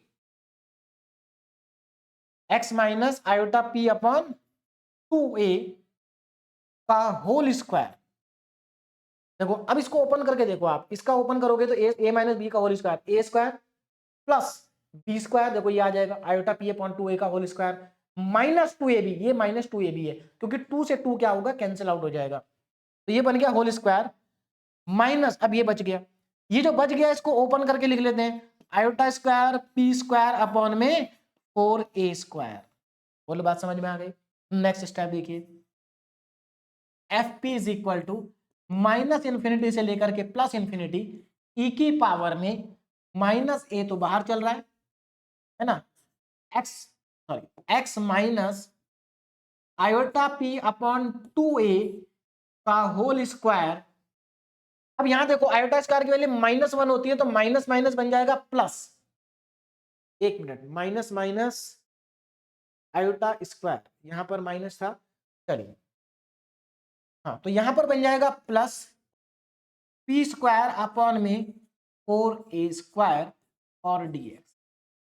देखिए ये पावर में है, dx नीचे, ठीक है ना। अब यहां पर अगला स्टेप देखिए क्या होगा। अब एक काम करते हैं, इस माइनस ए को अंदर मल्टीप्लाई कर देते हैं वापस। तो देखिए क्या बन जाएगा, f p equal to integration minus infinity से प्लस इंफिनिटी ई की पावर में minus a x minus iota p upon 2a, iota p upon 2a का होल स्क्वायर, है ना, और ये माइनस ए इसमें भी मल्टीप्लाई होगा तो माइनस का पी माइनस का ए पी स्क्वायर अपॉन में 4a स्क्वायर, ये आ जाएगा। ये सब ई की पावर में है, ध्यान रखना। अब यहां पर देखो ए से ए कट गया, ये एक ए से ए क्या हो गया, कैंसिल आउट हो गया। अब देखिए आगे क्या बचा, नेक्स्ट स्टेप देखिए, f P is equal to integration minus infinity से प्लस इंफिनिटी। अब देखो एक काम करते हैं, इन दोनों को अलग अलग कर देते हैं, इन दोनों को क्या करते हैं, अलग अलग कर देते हैं। तो यहां पर आएगा ई की पावर में minus a x minus iota p upon 2a का होल स्क्वायर इंटू ई की पावर में minus p square upon 4a dx। देखो सीधी सी बात है, जब बेस सेम होता है तो हम पावर को ऐड करते हैं, तो अगर बेस सेम होता है तो पावर को ऐड करते हैं, तो हम पावर को अलग अलग भी तो कर सकते हैं। तो हमने इस पावर को अलग कर दिया और इस पावर को अलग कर दिया, क्योंकि अब देखो बेस सेम हो गया, आप दोबारा ऐड करोगे तो यही आ जाएगा। इस चीज का ध्यान रखना, ये सब पावर में चल रहा है की। चलिए अब ये आ गया। अब इसके बाद देखो ये वाली जो क्वांटिटी है, ये तो कांस्टेंट है, इसमें कोई वेरिएबल नहीं है, तो कांस्टेंट को हम इंटीग्रेशन से कहां ले जाएंगे, बाहर लेकर के जाएंगे। तो यहां पर अगले स्टेप में आ जाएगा f P is equal to e की पावर में माइनस का P square upon 4a, integration से हो गया बाहर, और इंटीग्रेशन हमारा बचा माइनस इंफिनिटी से प्लस इंफिनिटी ई की पावर में माइनस। अब देखो ये जो माइनस ए लिखा है, अब मुझे सब्स्टिट्यूशन करना है, मैं इसकी जगह टी रखूंगा तो ए बच जाएगा। अब मैं कुछ ऐसा करता हूं कि ए भी इसके साथ आ जाए, तो इसके लिए एक काम करिए, ए को लिखिए root a x minus iota p upon में 2a, और इस पूरे का कर दीजिए होल स्क्वायर। देखो कोई फर्क थोड़ी पड़ेगा, यहां पर रूट ए का स्क्वायर ए बन जाएगा और ये होल स्क्वायर बन जाएगा। इससे फायदा क्या हो गया, मैं इस पूरे को टी रख सकता हूं, इस पूरे को टी रख सकता हूं, और यहां पर बचा मेरे पास dx। अब करेंगे सब्स्टिट्यूशन। देखिए now put under root of a x minus iota p upon 2a। देखिए अब हम सब्स्टिट्यूशन कर सकते हैं, क्योंकि ये इसकी डिग्री क्या है, 1 है, ऊपर होल स्क्वायर। इसको करो डिफरेंशिएट, तो जब आप इसको डिफरेंशिएट करोगे तो इसका डिफरेंशिएशन तो 0 आएगा, है ना। अब ये रूट ए इंटू एक्स है, तो इसका मतलब यहां पर आ जाएगा रूट ए और एक्स का इंटीग्रेशन dx अपॉन dt, और इधर इसका t का मान तो dt उधर जाएगा, तो ये आ जाएगा dt। मालूम है ना। इसी तरह देखो इसको आपने t पुट करा, आप जब इंटीग्रेशन में सब्स्टिट्यूशन करते हो तो सब्स्टिट्यूशन करने के बाद आप उसको डिफरेंशिएट करते हो, तो इसका डिफरेंशिएशन कितना होगा, x का हो जाएगा dx और t का हो जाएगा dt, तो ये आ गया dx इक्वल टू dt। यहां पर रूट ए बच गया ना। अब यहां से dx की वैल्यू हमारे पास आ गई। यहां पर ध्यान दीजिएगा, जो हमारे पास dx है, dx कितना आ गया, dx आ गया dt अपॉन में रूट ए, अपॉन में रूट। अब बात करते हैं लिमिट की। देखो लिमिट चेंज नहीं होगी, क्यों, क्योंकि x की वैल्यू जब माइनस इंफिनिटी यहां रखोगे तो t की वैल्यू भी माइनस इंफिनिटी आएगी, क्योंकि इंफिनिटी में आप कुछ भी ऐड और सब्ट्रैक्ट करते हो तो इंफिनिटी ही आता है। अगर आप प्लस इंफिनिटी रखोगे तो ये प्लस इंफिनिटी ही आएगा, तो लिमिट में कोई चेंज नहीं आएगा। आगे बढ़ते हैं, अब हम अपने इंटीग्रेशन को कर देते हैं change according to the substitution. तो f P is equal to a की पावर में माइनस का पी स्क्वायर अपॉन 4a, ये तो इंटीग्रेशन से बाहर है, और इंटीग्रेशन माइनस इंफिनिटी से हो जाएगा प्लस इंफिनिटी, ई की पावर में इसकी जगह आएगा टी, तो ये बन जाएगा टी का स्क्वायर, ई की पावर में माइनस टी स्क्वायर, और dx की जगह आएगा dt और अपॉन में रूट ए।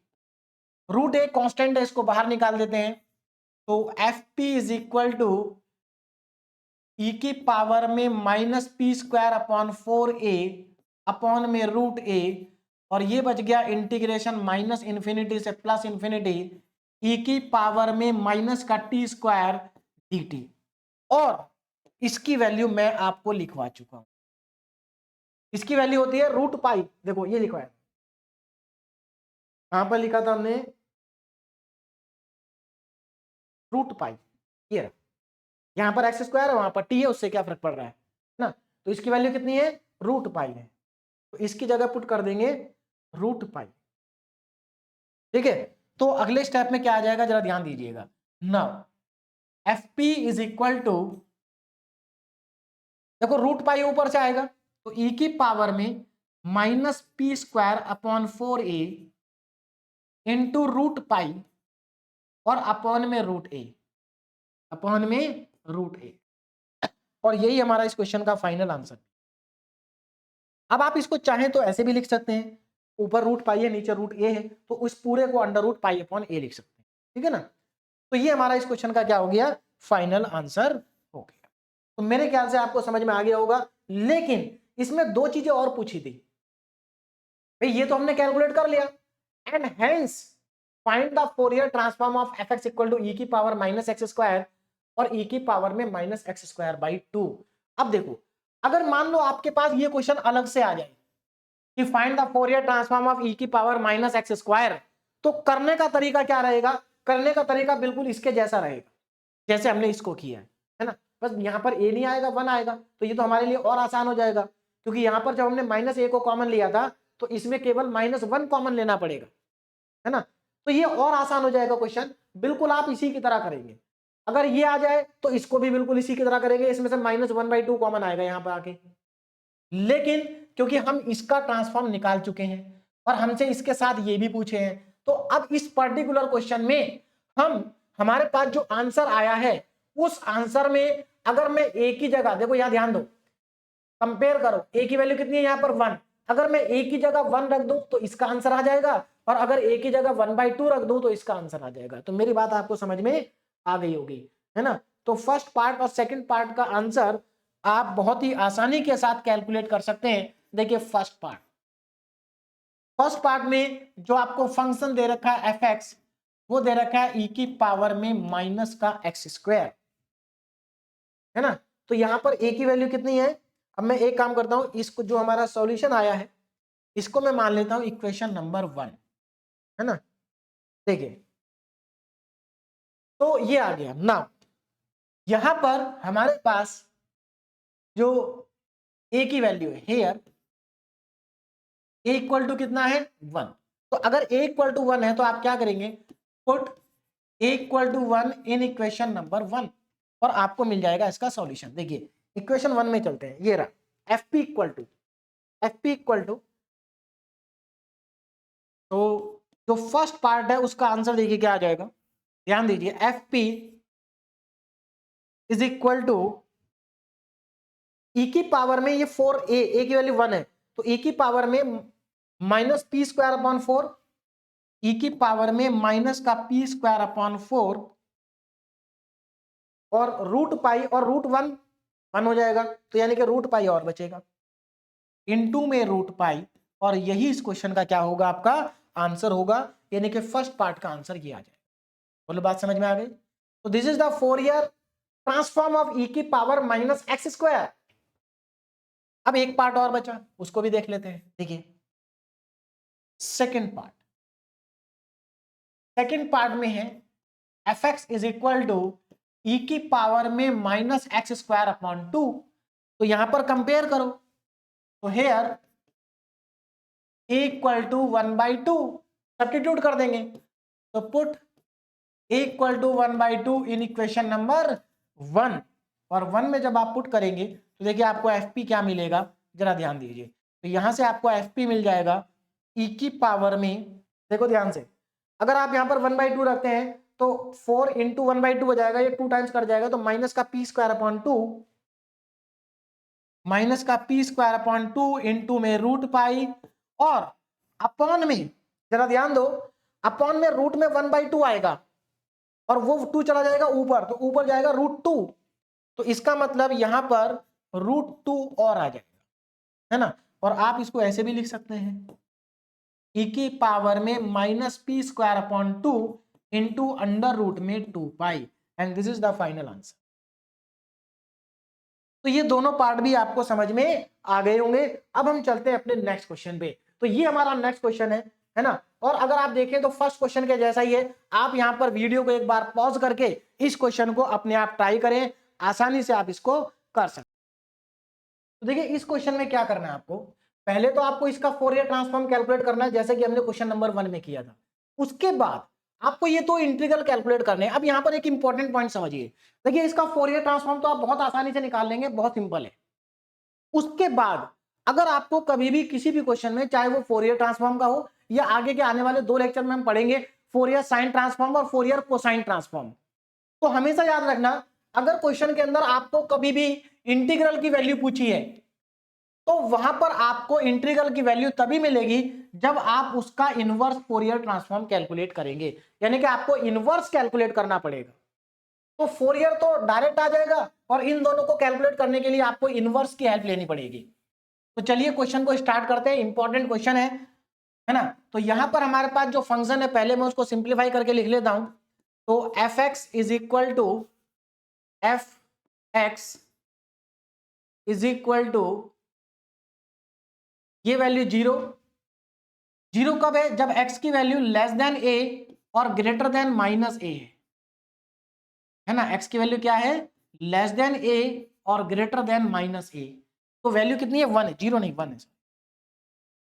तो वैल्यू है 1 और इस फंक्शन की वैल्यू 0 होगी अगर x की वैल्यू ग्रेटर देन a या फिर x की वैल्यू लेस देन -a। बात समझ में आ गई। चलिए अब आगे बढ़ते हैं ना। हमें क्या करना है, इसका निकालना है फोरियर ट्रांसफॉर्म। तो बाय फोरियर ट्रांसफॉर्म, अब जरा ध्यान देंगे फोरियर ट्रांसफॉर्म।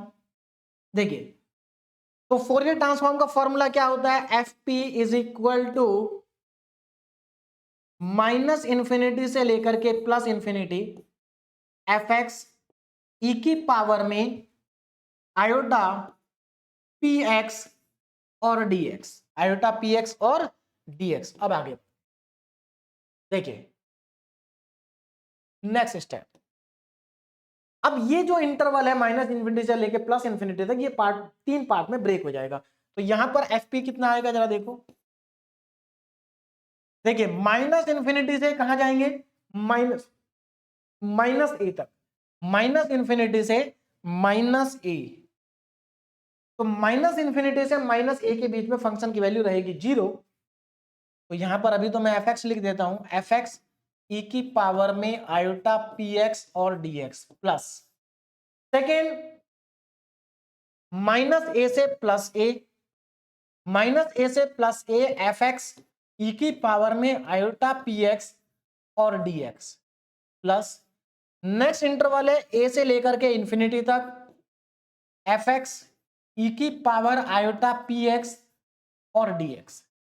अब यहां पर आपको समझ में आ गया होगा कौन 0 है और कौन 0 नहीं है। देखिए -इन्फिनिटी से -a का मतलब है कि x की वैल्यू -a से कम है, वैल्यू हो गई 0। तो यहां पर पहले वाले इंटीग्रल की वैल्यू 0, पहले वाले इंटीग्रल की वैल्यू 0।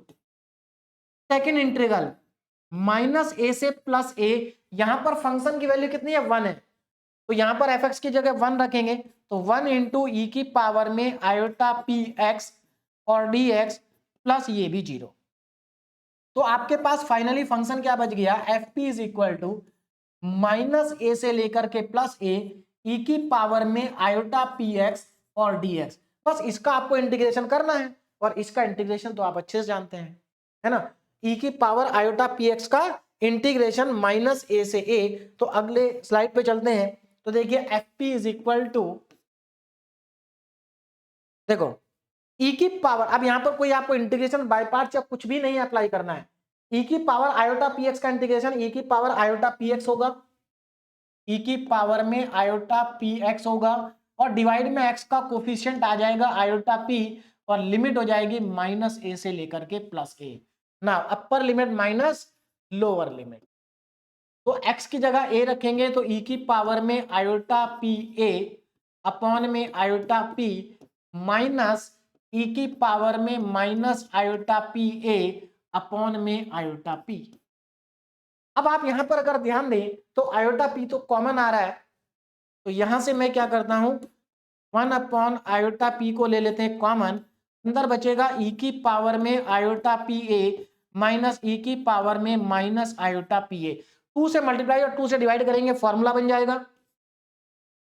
तो f P is equal to 2 upon iota p, और यहां पर ई की पावर में ई की पावर में आयोटा पी ए, ई की पावर में आयोटा पी ए माइनस ई की पावर में minus iota p a upon में 2, और ये बन गया फॉर्मूला साइन का। अच्छा, यहां पर आयोटा से भी मल्टीप्लाई करना पड़ेगा, है ना, 2 आयोटा से मल्टीप्लाई, 2 आयोटा से डिवाइड। तो यहां पर अब हमारे पास फॉर्मूला बन गया। अब जरा यहां पर ध्यान देंगे, देखिए ये बन गया फॉर्मूला।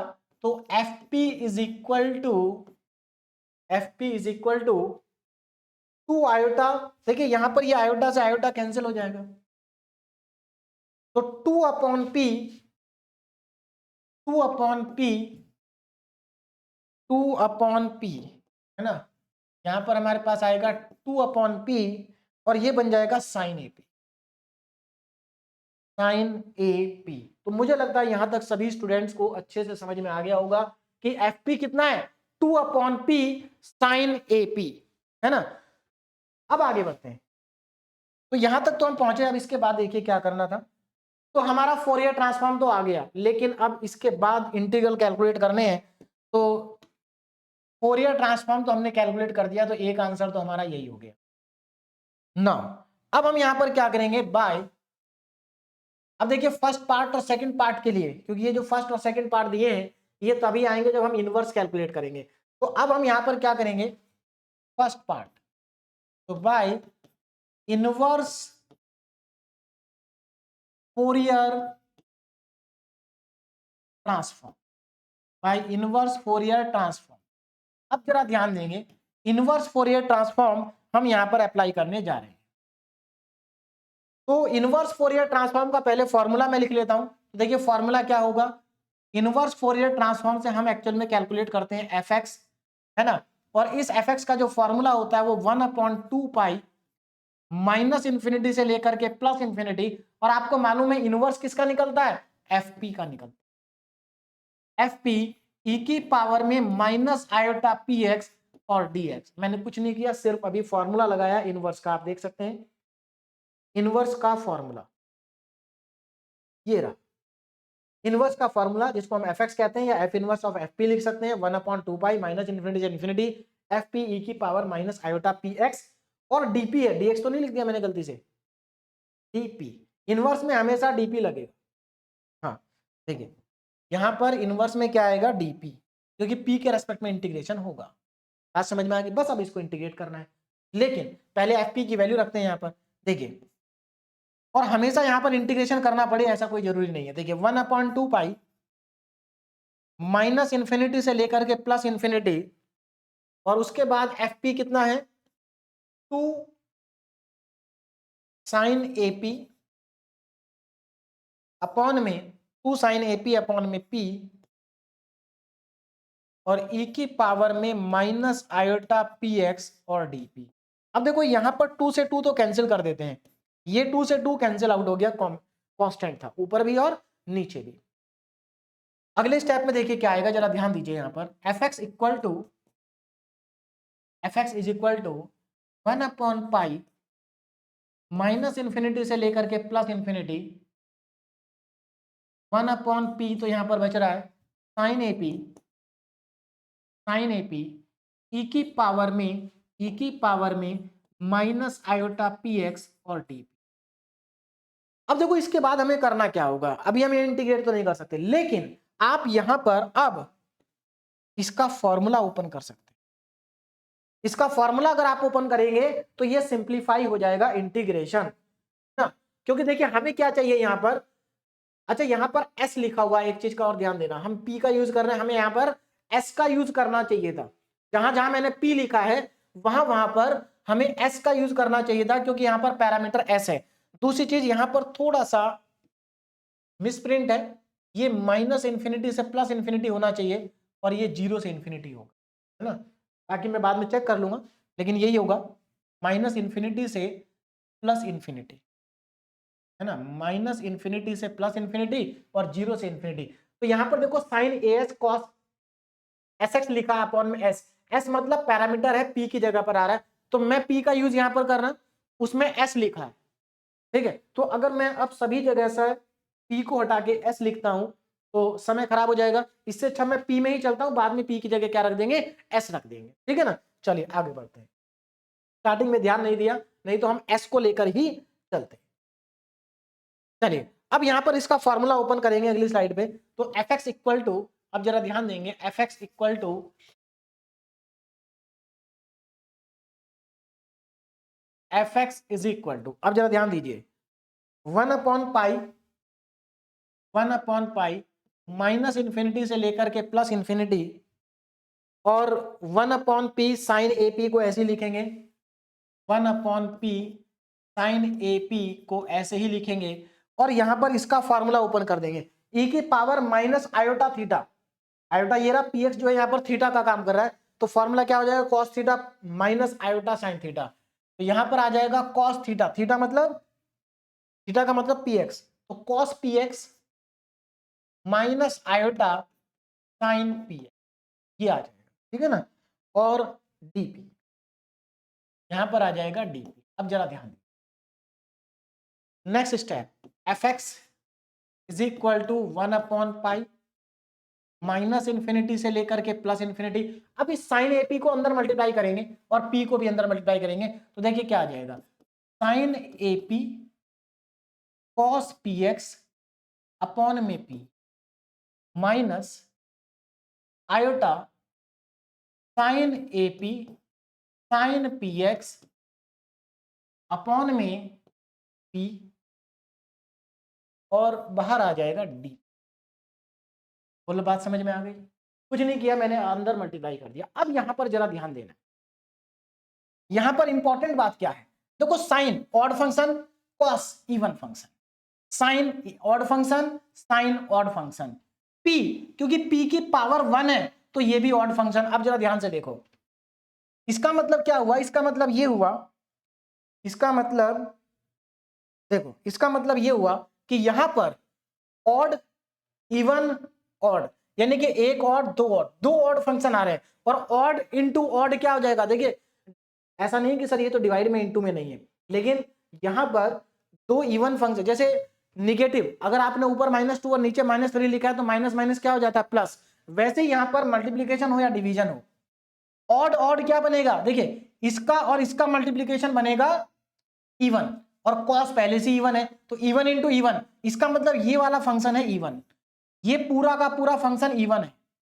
इधर आ जाए, देखो ये भी ऑड, ये भी ऑड, ये भी ऑड, यानी कि यहां पर 3 ऑड है, देखो ऑड इंटू ऑड ऑड, और फिर odd into, sorry odd into odd even, even into odd odd, तो इसका मतलब ये बनेगा ऑड।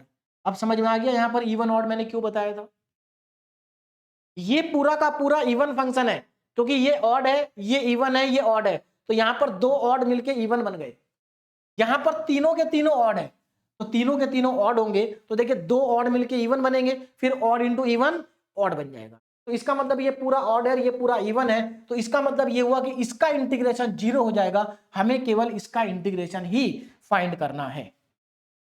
तो हमारे पास क्या बचेगा, तो यहां पर by the property of definite integration, तो यहां पर आप लिख सकते हैं बाय प्रॉपर्टी, अब यहां पर प्रॉपर्टी भी आप लिख सकते हैं, by property of definite integral, तो अगर आप यहां पर डेफिनेट इंटीग्रल की प्रॉपर्टी को अप्लाई करते हैं, आप प्रॉपर्टी लिख सकते हैं, मैं यहां पर नहीं लिख रहा हूं, तो f x is equal to 1/पाई लिमिट माइनस इंफिनिटी से प्लस इंफिनिटी, इवन वाला पार्ट बचेगा sine a p cos p x और अपॉन में पी और d P.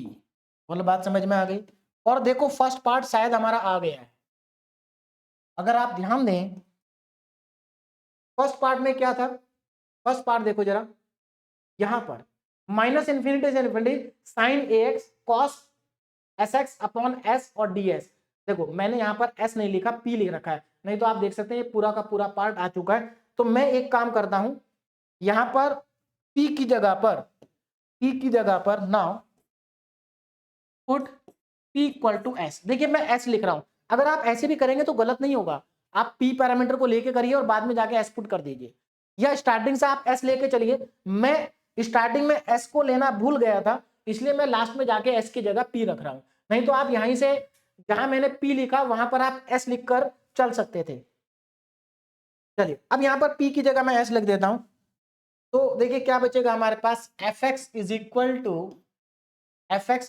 To one upon pi minus infinity से लेकर के प्लस इन्फिनिटी और साइन ए एस कॉस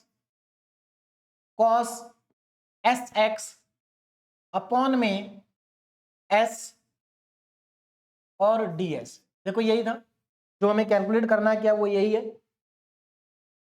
यही है एज इट इज, ठीक है ना।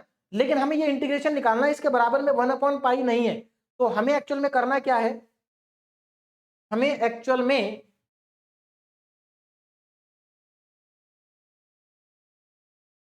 हाँ देखें जरा, हमें इसकी वैल्यू निकालनी है। तो एक काम करते हैं, इस पाई को इधर भेज देते हैं, तो इस इंटीग्रेशन को मैं लेफ्ट में लिखता हूं। देखिए माइनस इन्फिनिटी से plus infinity sine a s cos s x upon s d s is equal to, ये पाई उधर चला जाएगा तो वन अपॉन पाई और यहां पर आएगा एफ एक्स। बोलो बात समझ में आ गई। अब हमें क्या करना है, इस एफ एक्स की वैल्यू निकालनी है।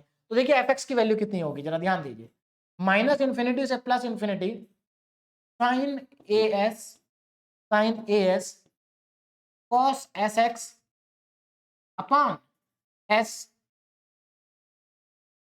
D s is equal to, अब एफ एक्स की वैल्यू, अब जरा एफ एक्स पे ध्यान देते हैं, एफ एक्स कितना होगा, है ना, एफ एक्स कितना है, एफ एक्स तो ये है पूरा का पूरा, तो आप एफ एक्स की जगह ये वैल्यू पुट कर सकते हो, एफ एक्स की जगह इस वैल्यू को क्या कर देंगे आप, पुट कर देंगे। तो मेरे पास शायद स्पेस कम है ना, मेरे पास स्पेस कम है, तो मैं यहां पर पुट नहीं कर रहा हूं, आप यहां पर इस पूरी वैल्यू को सब्स्टिट्यूट कर देंगे तो आपके पास आंसर आ जाएगा। तो मेरे पास स्पेस नहीं है इसलिए मैं पुट नहीं कर रहा हूं, आप यहां पर पुट कर देंगे। बोलो बात समझ में आ गई, और यही इसका फोरियर ट्रांसफॉर्म होगा, ठीक है ना। तो अब हमारे पास जो हमसे पूछा था वो हमने कैलकुलेट कर दिया, लेकिन अभी एक पार्ट और बच गया है, एक पार्ट और बच गया है। चलिए मैं एक काम करता हूं, बाद में आप जब नोट्स देखेंगे तो आप यहीं तक छोड़ के आ जाएंगे, तो मैं अगली स्लाइड पे इसको लिख ही देता हूं। देखिए ध्यान दीजिए, तो हमारे पास ये आ जाएगा माइनस इन्फिनिटी से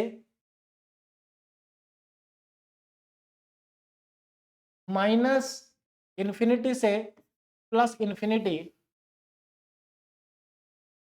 माइनस इन्फिनिटी से प्लस इन्फिनिटी, और क्या था, sine a x cos s x, sine a x cos s x upon में s d s is equal to one upon pi, कितना था, one upon pi, one upon pi, और f x की value मैं यहां पर put कर रहा हूं, एफ एक्स होगा, अब एफ एक्स कितना था ये देखना पड़ेगा हमें, वन और जीरो, वन और जीरो।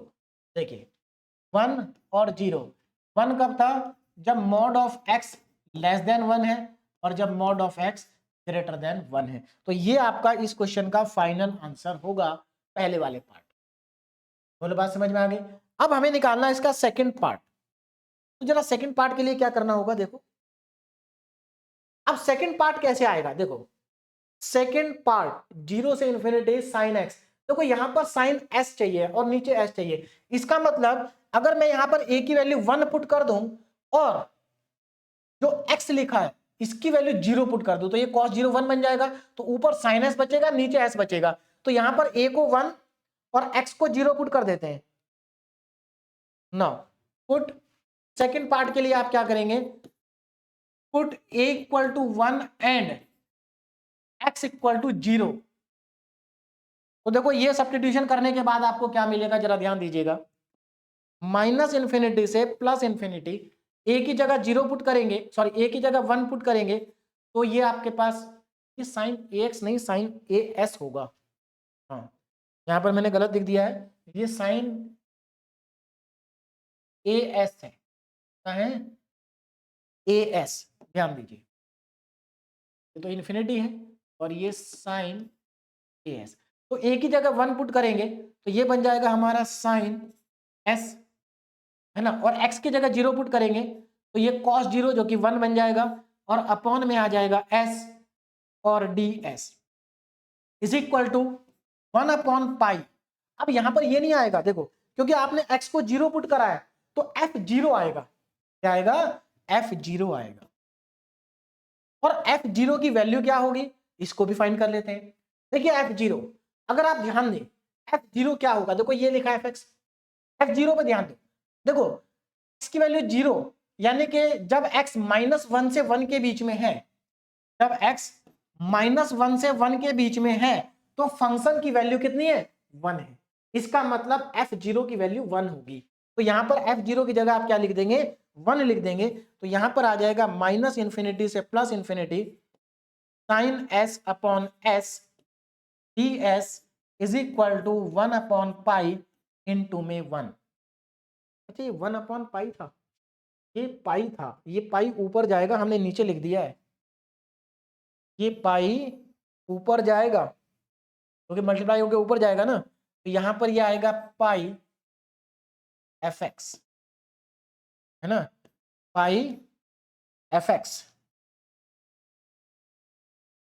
तो यहां पर तो हमने सही लिखा था, है ना, यहां पर देखो पाई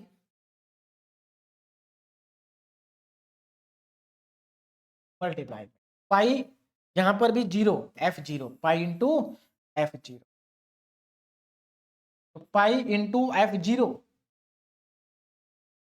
तो यहां पर आ जाएगा ये पाई इंटू 1, पाई इंटू 1, ठीक है ना। अब देखो आगे, अब यहां से अगर आप ध्यान देंगे तो अब आप मुझे ये बताइए कि ये फंक्शन इवन है कि ऑड है, देखो जरा, ये फंक्शन है इवन, क्यों, देखो साइन इवन एस इवन, तो ये फंक्शन हो गया सॉरी ऑड, तो ऑड ऑड इवन बन गया, तो यहां पर अब हम डेफिनेट इंटीग्रेशन की प्रॉपर्टी लगा सकते हैं। तो by the property, by the property of definite integral, अब यहां पर मैं डेफिनेट इंटीग्रल की प्रॉपर्टी अप्लाई कर रहा हूं, जरा ध्यान दीजिएगा। देखिए by the property of definite integral minus, ये जो माइनस इन्फिनिटी से इन्फिनिटी है ये जीरो से इन्फिनिटी बन जाएगा, तो zero to infinity sine s upon s d S.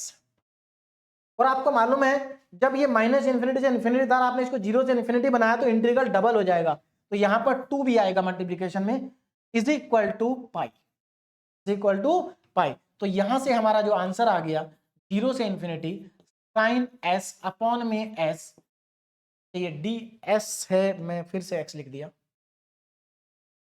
D s is equal to pi by 2 and this is the final answer. मेरे ख्याल से अब आपको समझ में आ गया होगा कि अगर किसी भी क्वेश्चन में आपसे इंटीग्रेशन पूछा है तो वो कैसे आएगा, इनवर्स लेने के बाद, ठीक है ना, इनवर्स लेने के बाद आएगा। इनवर्स लेने के बाद आपको ये फोकस करना है कि हमारी ये फॉर्म कैसे बनेगी, बस। और अब चलते हैं हम आज के अपने लास्ट क्वेश्चन पे, और हमारा जो लास्ट क्वेश्चन है वो है फाइंड द फोरियर ट्रांसफॉर्म। बिल्कुल अगेन पहले क्वेश्चन के जैसा ही है, या अभी जो हमने किया उसके जैसा ही है ना, और यहां पर भी हमें एक इंटीग्रेशन को इवेल्युएट करना है, तो जरा ध्यान दीजिए कैसे करेंगे। तो सबसे पहले हमें जो फंक्शन दे रखा है उसको मैं लिख लेता हूं, तो f x is equal to 1 minus x square, अगर x की वैल्यू क्या है, लेस देन 1 और ग्रेटर देन -1 है, और इसकी वैल्यू 0 होगी अगर x की वैल्यू ग्रेटर देन 1 और x की वैल्यू लेस देन -1 है तब। अब हम यहां पर लगाते हैं Fourier transform. Now by Fourier transform, देखिए फोरियर ट्रांसफॉर्म को यहां पर मैं अप्लाई करने जा रहा हूं, जरा ध्यान देंगे। बाय फोरियर ट्रांसफॉर्म, देखिए तो फोरियर ट्रांसफॉर्म को अप्लाई करने के बाद यहां पर क्या बनेगा, फॉर्मूला देखते हैं पहले। F P is equal to minus infinity से लेकर के plus infinity f x e की पावर में आयोटा पी एक्स और डी एक्स, ये बन जाए। चलिए अब यहां पर वैल्यू को सब्स्टिट्यूट करते हैं। देखिए तो ये लिमिट तीन पार्ट में ब्रेक होगी, पहले तो इसको ब्रेक कर लेते हैं। तो f P is equal to minus infinity से लेकर के -1 जाएंगे पहले, एफ एक्स ई की पावर में आयोटा पी एक्स और डी एक्स प्लस -1 से लेके +1 तक जाएंगे, है ना, एफ एक्स ई की पावर में आयोटा पी एक्स और डी एक्स प्लस उसके बाद 1 से लेकर के इंफिनिटी जाएंगे और एफ एक्स ई की पावर में आयोटा पी एक्स और डी एक्स आ जाए। ठीक है, चलिए अब चलते हैं। अब यहां पर जरा ध्यान दें, अगर आप यहां पर ध्यान दें, देखो माइनस इन्फिनिटी से -1 के बीच में 0 है और ये वाला इंटीग्रल भी 0 है, तो यहां से हमारे पास क्या बचेगा, f P is equal to 0 plus -1 से 1, -1 से 1 के बीच में 1 माइनस एक्स स्क्वायर ई की पावर में आयोटा पी एक्स और डी एक्स एंड प्लस में 0। अब देखिए हमारे पास एक्चुअल में बचेगा क्या, तो f P is equal to -1 से +1, 1 minus x square, 1 minus x square e की पावर में आयोटा पी एक्स और डी एक्स।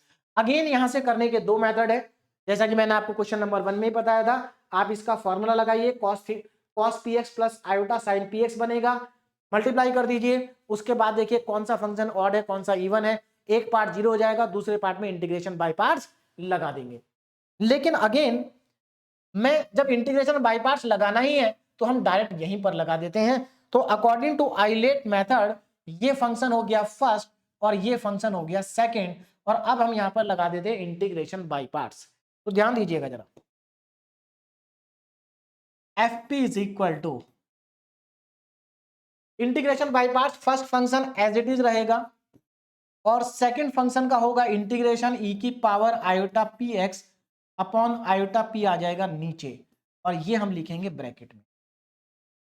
ठीक है ना, माइनस साइन आएगा।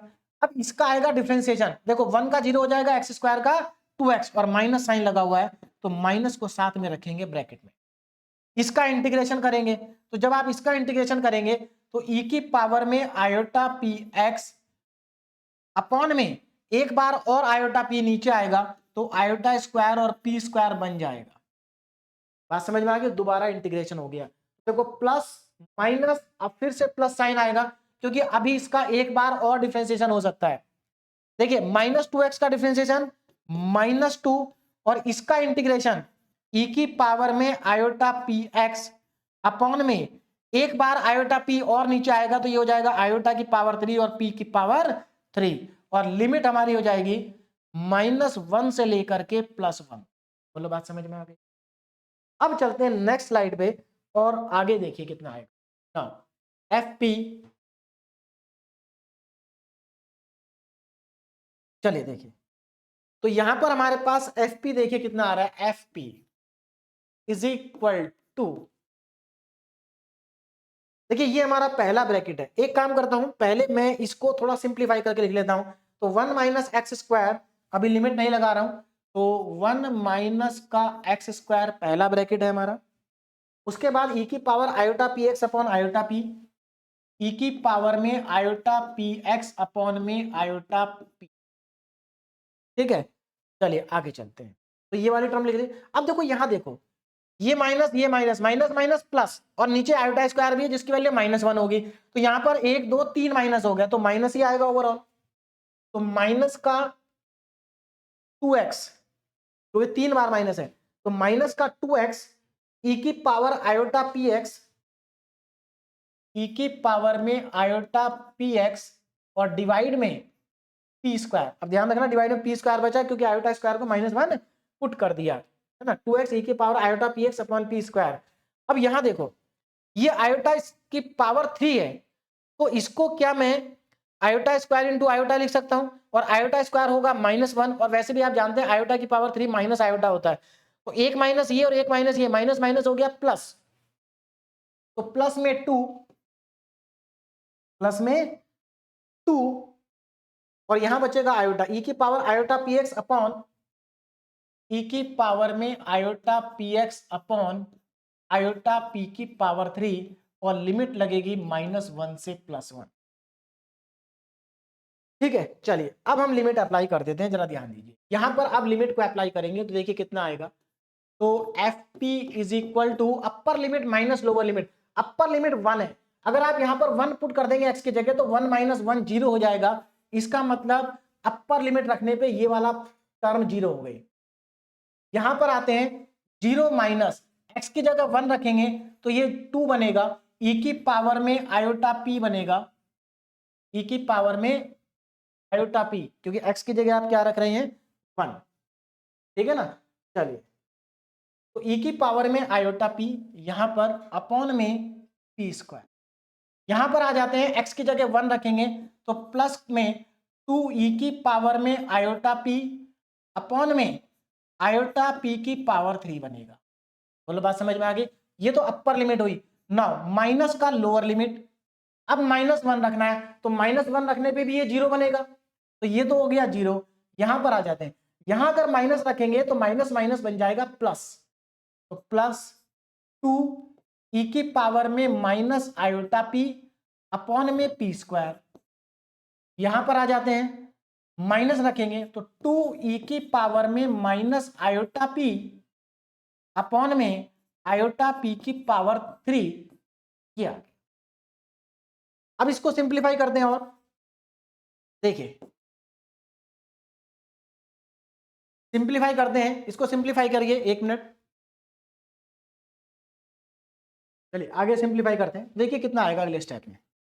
तो f P is equal to देखो यहां पर ये हमारे पास पहली टर्म है 2 - 2 ई की पावर में आयोटा पी अपॉन में पी स्क्वायर प्लस 2 ई की पावर में आयोटा पी अपॉन में आयोटा पी की पावर 3। अब यहाँ माइनस को अंदर मल्टीप्लाई करते हैं तो -2 ई की पावर में माइनस आयोटा पी अपॉन में पी स्क्वायर, और प्लस माइनस माइनस 2 ई की पावर में माइनस आयोटा पी अपॉन में आयोटा पी की पावर 3। देखो p की पावर 3 वाली दो टर्म है और पी स्क्वायर वाली दो टर्म है, दोनों को साथ कर लेते हैं। तो देखिए ये दोनों पी स्क्वायर वाली टर्म है, इसको और इसको ध्यान से देखो, इसमें से दोनों में से क्या कॉमन आ रहा है, इन दोनों में से ऊपर से एक तो 2 कॉमन आ रहा है और नीचे से पी स्क्वायर कॉमन आ रहा है माइनस का, तो यहां पर मैं कॉमन ले लेता हूं, तो माइनस का 2 अपॉन पी स्क्वायर कॉमन आ गया, बचेगा कितना ई की पावर में आयोटा पी और प्लस में ई की पावर में माइनस का आयोटा पी बचेगा इन दोनों में। फिर इन दोनों की बात करते हैं, प्लस इन दोनों में से भी 2 कॉमन आ रहा है ऊपर से, और नीचे से आयोटा पी की पावर 3 कॉमन आ रहा है, तो आयोटा और पी की पावर 3 कॉमन आ रहा है, अंदर क्या बच जाएगा, अंदर यहाँ ई की पावर में माइनस आयोटा पी और माइनस ई की पावर में माइनस आयोटा पी, और आपको समझ में आ रहा होगा कि यहां पर बन जाते हैं हमारे फॉर्मूले। यहां पर स्पेस कम है तो नेक्स्ट स्लाइड पे ही लिखता हूं, देखिए तो एफ पी इक्वल टू, देखिए यहां पर 2 से मल्टीप्लाई 2 से डिवाइड करूंगा तो ये 4 बन जाएगा, तो f P is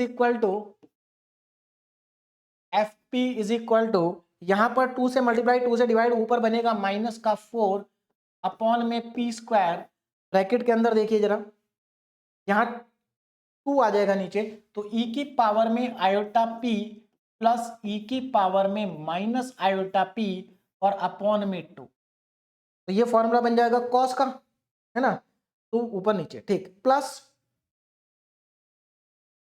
2 upon P की पावर 3। अब देखो ये जो नीचे वाला आयोटा है इसी आयोटा को हम अंदर ले जाते हैं, 2 से मल्टीप्लाई 2 से डिवाइड, तो ऊपर बन जाएगा 4, तो ऊपर तो हमें लिखना है 4, है ना, ऊपर बनेगा 4 ब्रैकेट में ई की पावर में आयोटा पी माइनस ई की पावर में माइनस आयोटा पी और अपॉन में आ गया 2 आयोटा। अब यहां पर देखो जरा, अब सिंप्लीफाई हो गया हमारा फंक्शन, तो f P is equal to, यहां पर देखिए अब इसमें से ये माइनस का 4/p² और यहां पर बन गया आपके पास ये फॉर्मूला बन गया cos p प्लस 4/p³ और ये फॉर्मूला बन गया आपका sin p। तो यहां से 4/p³ को मैं कॉमन ले लेता हूं। 4/p³ को अगर मैं कॉमन ले लूं तो ये बचेगा sin p माइनस, अब देखिए यहाँ पे p² मैंने p³ कॉमन लिया है तो यहां पर आ जाएगा p cos p और यही हमारा इसका क्या है, फोरियर ट्रांसफॉर्म है। बोलो बात समझ में आ गई? This is the Fourier transform. तो ये हमारा इसका फोरियर ट्रांसफॉर्म आ चुका है। अब हमें क्या करना है, इसका इनवर्स निकालना है। तो इनवर्स क्यों निकालना है, क्योंकि हमसे इसमें ये पूछा है। देखिए x cos x minus sine x upon x³ cos x/2। अगर आप ध्यान दो, अगर हम p की जगह पर x लिख दें तो यही आ जाएगा। देखो जहां जहां p है वहां वहां x लिख देंगे तो यही आ जाएगा। बस यहां पर cos x/2 है, इसको देख लेते हैं। cos x/2, चलिए अब यहां पर इनवर्स निकालते हैं। देखिए ना, इनवर्स बाय इनवर्स,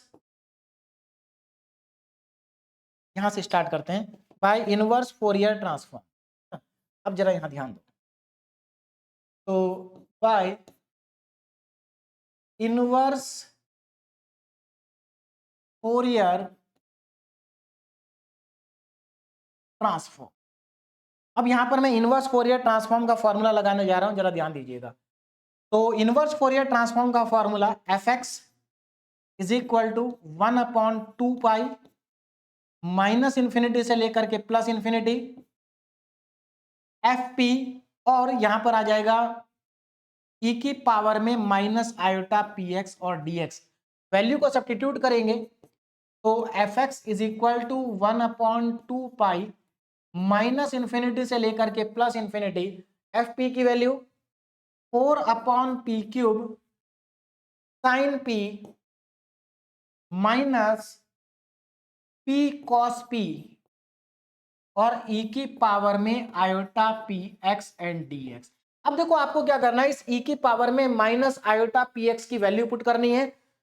तो हम आगे चलते हैं और इसकी वैल्यू को पुट करते हैं। देखिए तो fx is equal to 1/2 minus infinity से लेकर के plus infinity 4/p³, 4/p³ bracket में sine p minus p cos p, sine p minus का p cos p और यहां पर e की पावर में माइनस आयोटा px का फॉर्मूला लगाएंगे तो फॉर्मूला हो जाएगा cos px माइनस, देखो cos px आयोटा px है ना, तो cos px minus iota sign px, minus iota sign px और यहां पर मैंने dx लिखा था dp लिखा था, dp लिखना है। यहां पर इनवर्स का ध्यान रखना, जब इनवर्स आएगा तो dp आएगा। चल आगे चलते हैं और यहां पर आ जाएगा dp। अब क्या करना है, इसको बस सिंप्लीफाई करना, आंसर आ जाएगा। देखिए fx 1/2 माइनस इंफिनिटी से लेकर के प्लस इंफिनिटी, इनको मल्टीप्लाई कर दीजिए। देखिए अब मैं मल्टीप्लाई कर रहा हूं तो ये 4 साइन पी, इसका मल्टीप्लाई इसमें करेंगे और 4/p³ तो मल्टीप्लाई होगा ही, तो sine p cos px upon में p³, इस 4 को यहां से 2 टाइम्स कट जाएगा, 2 आ जाएगा बाहर, है ना, तो इसको तो मैं बाहर लिख देता हूं 2/π, 2/π। ठीक है, ये आ गया पहला। आगे चलते हैं, अब इसका मल्टीप्लाई आप इसमें करेंगे तो देखिए माइनस साइन पी आयोटा भी आएगा, साइन पी एक्स और अपॉन में p की पावर 3 आएगा, है ना। तो इसका मल्टीप्लाई इसमें हो गया, इसका मल्टीप्लाई इसमें हो गया, अब इसका मल्टीप्लाई इसमें करेंगे तो माइनस आएगा, माइनस p cos px और अपॉन में p³, है ना, p cos px अपॉन में p³। अब इसका मल्टीप्लाई इसमें करेंगे तो माइनस माइनस हो जाएगा प्लस आयोटा p, आयोटा हो गया पी हो गया cos p sine p x, cos p sine p x, और इस पूरे के बाहर आएगा dx। अब यहां पर देखो कौन इवन है कौन ऑड है, देखो ऑड ऑड ऑड ऑड बन गया इवन, तो ये तो हो गया इवन। यहां देखो ऑड ऑड ऑड 3 बार ऑड, तो ऑड ही बनेगा, इवन इवन। और यहां पर अगर आप ध्यान दें तो ये पावर 2 बचेगी यहां पर, देखो ये भी इवन ये भी इवन ये भी इवन, सब इवन है तो इवन ही आएगा। यहां पर ये एक मिनट, यहां पर इवन ऑड ऑड, हमारे पास यहां पर क्या बन रहा है पी क्यूब, है ना, तो मैंने इसके नीचे पी क्यूब नहीं लिखा अभी ना, इसके नीचे पी क्यूब भी आएगा। देखो ऑड और यहां भी कैंसिल आउट होगा, देखो ये इवन ये इवन ये ऑड, तो पूरा ऑड हो गया। तो आप जानते हैं ऑड वालों का इंटीग्रेशन हो जाएगा 0, तो ऑड वाले हम हटा देते हैं यहां से। तो by the property of definite integration, है ना, तो यहां पर हम क्या लिख सकते हैं, f x is equal to 2/पाई माइनस इन्फिनिटी से लेकर के प्लस इन्फिनिटी। देखो एक तो ये बचा और एक ये बचा, ये दोनों हमारे पास बचे हैं, तो यहां पर sine p cos p x upon में पी क्यूब, और ये माइनस, अब मैं इसको कैंसिल नहीं कर रहा हूं, ऊपर पी ही लिख रहा हूं, P cos p x upon में पी क्यूब, और बाहर आ गया dx dp, dp आएगा, ये बार बार dx लिखता हूं मैं, हाँ ये क्या है dp। अब जरा ध्यान दो, देखो इसमें से कॉमन क्या आ रहा है, cos px इसमें से कॉमन आ रहा है, तो मैं अगली स्लाइड पे चलता हूं और यहां पर लिखते हैं हम cos px,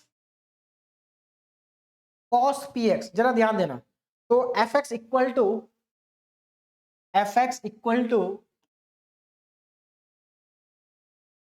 2/पाई माइनस इन्फिनिटी से लेकर के प्लस इन्फिनिटी, और यहां से cos px को कॉमन ले लेंगे तो sin p upon P cube, cos p upon P cube बचेगा। अच्छा पी क्यूब भी कॉमन आ रहा है, तो पी क्यूब को भी कॉमन ले लेते हैं, तो यहां पर या पी क्यूब को नीचे लिख लेंगे, तो यहां पर पी क्यूब इनका एलसीएम आ जाएगा, cos px कॉमन आ जाएगा, तो sin p minus cos p, sin p minus p cos p, sin p minus p cos p upon में p क्यूब, और ब्रैकेट के बाहर cos px, क्योंकि ये कॉमन था, cos px और dp। अब हम ध्यान देते जो हमसे पूछा था वहां पर क्या था, देखो जो हमसे पूछा था उसमें x cos x minus sine x है, मतलब सीधी सी बात है कि अगर मैं p की जगह x लिख दूं तो यही आ जाएगा, लेकिन यहाँ cos 1/2 है, तो वहां पर हमारे पास x, तो वहां पर हमें 1/2 पुट करना होगा x की जगह पर। देखो अब इसमें बहुत सिंपल आपके पास हो गया, ये जो cos px है कहां पर है, यहां पर cos px है यहां पर, क्योंकि हमने cos px को कॉमन लिया था, cos px dp। अब आप देखो यहां पर जो आपको कैलकुलेट करने के लिए कहा गया वो कैसे आएगा, now put x equal to 1/2, आप x को 1/2 पुट कर दो, जो पूछा है वही आपका आ जाएगा। देखिए f x is equal to, अब f को 1/2 पुट किया है तो ये f 1/2 हो जाएगा, f 1/2 इज इक्वल टू 2/पाई इंटीग्रेशन माइनस इन्फिनिटी से plus infinity sine p minus p cos p upon में p क्यूब, और बाहर आ जाएगा cos p/2 और dp, है ना। अब देखो डेफिनेट इंटीग्रेशन में हमारे पास एक प्रॉपर्टी और होती है, और उस प्रॉपर्टी के अकॉर्डिंग अगर आप पूरे इंटीग्रेशन में वेरिएबल को चेंज कर दें तो कोई फर्क नहीं पड़ता, लेकिन सब जगह चेंज करना होगा। तो यहां पर हम क्या करेंगे, नाउ रिप्लेस p/x,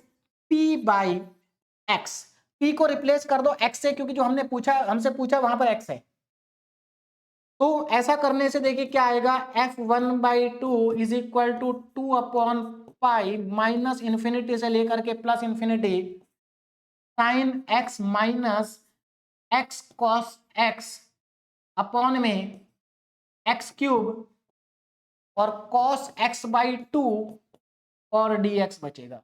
और आपको याद होगा, देखो यही आपसे पूछा है ना, देखो यही पूछा जो इधर आ गया, बस उसमें इतना है कि ये पहले लिखा वो बाद में लिखा, तो माइनस कॉमन लेके आ जाएगा। तो यहां से अब मैं कैलकुलेट कर लेता हूं, इंटीग्रेशन माइनस इंफिनिटी से लेकर के plus infinity sine x minus x cos x upon में एक्स क्यूब और बाहर आएगा cos x by 2 dx is equal to, देखो ये पाई उधर जाएगा, pi by 2 into f one by 2, तो पाई बाई 2 f1/2 किया। बात समझ में आ गई। चलिए अब एक काम और करते हैं, इसमें से माइनस कॉमन ले लेते हैं, क्योंकि हमसे जो पूछा उसमें x cos x minus sine x है और ये माइनस चला जाएगा उधर, तो देखिए क्या बनेगा, माइनस इंफिनिटी से plus infinity x cos x minus sine x, थोड़ा छोटा छोटा लिख रहा हूं क्योंकि स्पेस कम है, एक्स क्यूब और cos x by 2 dx is equal to minus का पाई बाई 2 और f1/2 f1/2। अब f1/2 की वैल्यू और निकालनी है। देखो f1/2 कितना आएगा, जरा वापस चलते हैं फंक्शन में। f1/2 देखिए 1/2 जो है 1/2 -1 और 1 के बीच में होता है, इसका मतलब जब x 1/2 है तो fx 1 माइनस एक्स स्क्वायर है, तो यहां से आपको f1/2 निकालना होगा। देखिए अब f1/2 कितना होगा ना, अब यहां पर मैं लिखता हूं, देखो ध्यान दो, इसको मैं मान लेता हूं इक्वेशन नंबर 1। देखिए